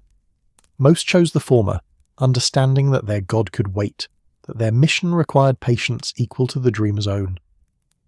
Mary Shaw vanished entirely, her fractured consciousness perhaps finding some accommodation between worlds. Thomas Markham recovered enough to return to ordinary life, though he never spoke of what he'd experienced in those depths, carrying the knowledge silently like a wound that had healed, but never quite stopped aching. And Holmes. Holmes returned to Baker Street, to his chemical experiments and his violin, and his cases of theft and murder and ordinary human darkness. But some nights, when sleep eluded him, and he stood at his window staring toward the river, toward Blackfriars, he felt it. That subtle pull, that invitation. The dreamer reaching up through 300 feet of rock and earth and sealed passages, touching his consciousness gently, reminding him of what he'd seen, what he'd refused, what remained waiting in the darkness below. Watson found him there one night, weeks after the case had closed, standing motionless at the window while the city slept. "Still thinking about it?" Watson asked quietly. "Always," Holmes admitted. "It's there, Watson, real and impossible and patient, waiting beneath our rational city, sending its dreams up through the stones, slowly, inevitably working toward the moment when the threshold finally breaks and it wakes into our world. Can it be stopped? I don't know. Perhaps, perhaps not, but it can be delayed, guarded against. Each generation can choose to maintain the seals, to respect the warnings, to remember why the ancients buried it so thoroughly. That's all we can do. Remember. Warn. Maintain vigilance against the day when someone forgets, when belief overcomes caution, when the seventh sleeper finally completes their descent." Watson joined him at the window, both men staring out at London's sleeping streets, at the bridge barely visible through the fog, at the river moving eternally beneath it all. "Do you regret refusing?" he asked. "Refusing to merge? To become part of something so vast?" Holmes considered the question seriously, as he considered everything. "No," he said finally. "I saw truth down there, Watson. Genuine, undeniable truth about what exists beneath the surface of our rational world. But I also saw the cost of accepting that truth fully. To merge with the dreamer would be to lose what makes me human. The limitations, yes, but also the individuality, the particular consciousness that is Sherlock Holmes, rather than some fragment of something infinitely larger. I prefer to remain myself, limited but whole, rather than become something greater but fundamentally changed." "That's very philosophical for you," Watson observed with gentle humour. "The dreamer inspires philosophy," Holmes replied, "along with terror, wonder, and the unsettling certainty that beneath our cities, beneath our certainties, beneath everything we think we know about reality, there are older truths waiting, sleeping but not dead, patient but not passive, and one day, perhaps when London has finally dug deep enough or believed strongly enough or simply pressed down hard enough on the barriers we've built." He trailed off, the thought too large to complete. "Then what?" Watson prompted. "Then the dream that is our rational world ends," Holmes said quietly, "and something older, stranger, and infinitely more terrible wakes to take its place. But that's a problem for future generations, Watson. Our task is simply to delay that moment as long as possible, to maintain the seals, to remember the warnings, to ensure that when the next curious investigator feels the dreamer's call and descends into those passages, they have the knowledge to make the choice I made, to see truth without surrendering to it." They stood together in companionable silence, watching London sleep above the thing that slept beneath it, two rational men maintaining vigil against impossible darkness, knowing their watch was temporary but necessary, that the struggle to keep ancient truths sealed was eternal but worth fighting. Below, in passages filled with concrete and sealed with steel, in chambers where symbols still glowed faintly through their burial, in depths that would remain hidden for years or decades or perhaps centuries, the dreamer continued its patient sleep. Its consciousness touched the minds of those who slept above it, sending dreams of depth and darkness, of thresholds and awakening, gathering believers slowly, inevitably, with the patience of something that measured time in millennia rather than years. The seal held, the threshold remained intact, the door stayed closed, for now. And in the small hours before dawn, when London's sleep was deepest and dreams moved most freely through the boundary between consciousness and unconsciousness, the dreamer turned in its ancient slumber and sent its visions upward, searching for the next mind that might hear its call, the next consciousness that might descend, the next possible seventh sleeper who would complete what Sherlock Holmes had refused. The city breathed above it, unaware and sleeping, while beneath, something vast and patient dreamed of waking. And the threshold, despite all efforts to strengthen it, continued its slow, inevitable weakening, one dream at a time, one sleeper at a time, one generation at a time, counting down the years or decades or centuries until the seal would finally break and the door would open and the dreamer would rise into the world that had been built unknowingly as its temple and its stage. But that moment had not yet come. The seal held. London slept peacefully, its citizens dreaming ordinary dreams, untroubled by visions of depth and darkness. And in Baker Street, Sherlock Holmes finally turned from his window, set aside his vigil for the night, and sought the limited, human, blessed sleep that came without visions of ancient gods or threshold equations, or the terrible choice between remaining small and becoming part of something infinitely vast. He slept. The city slept. The dreamer slept.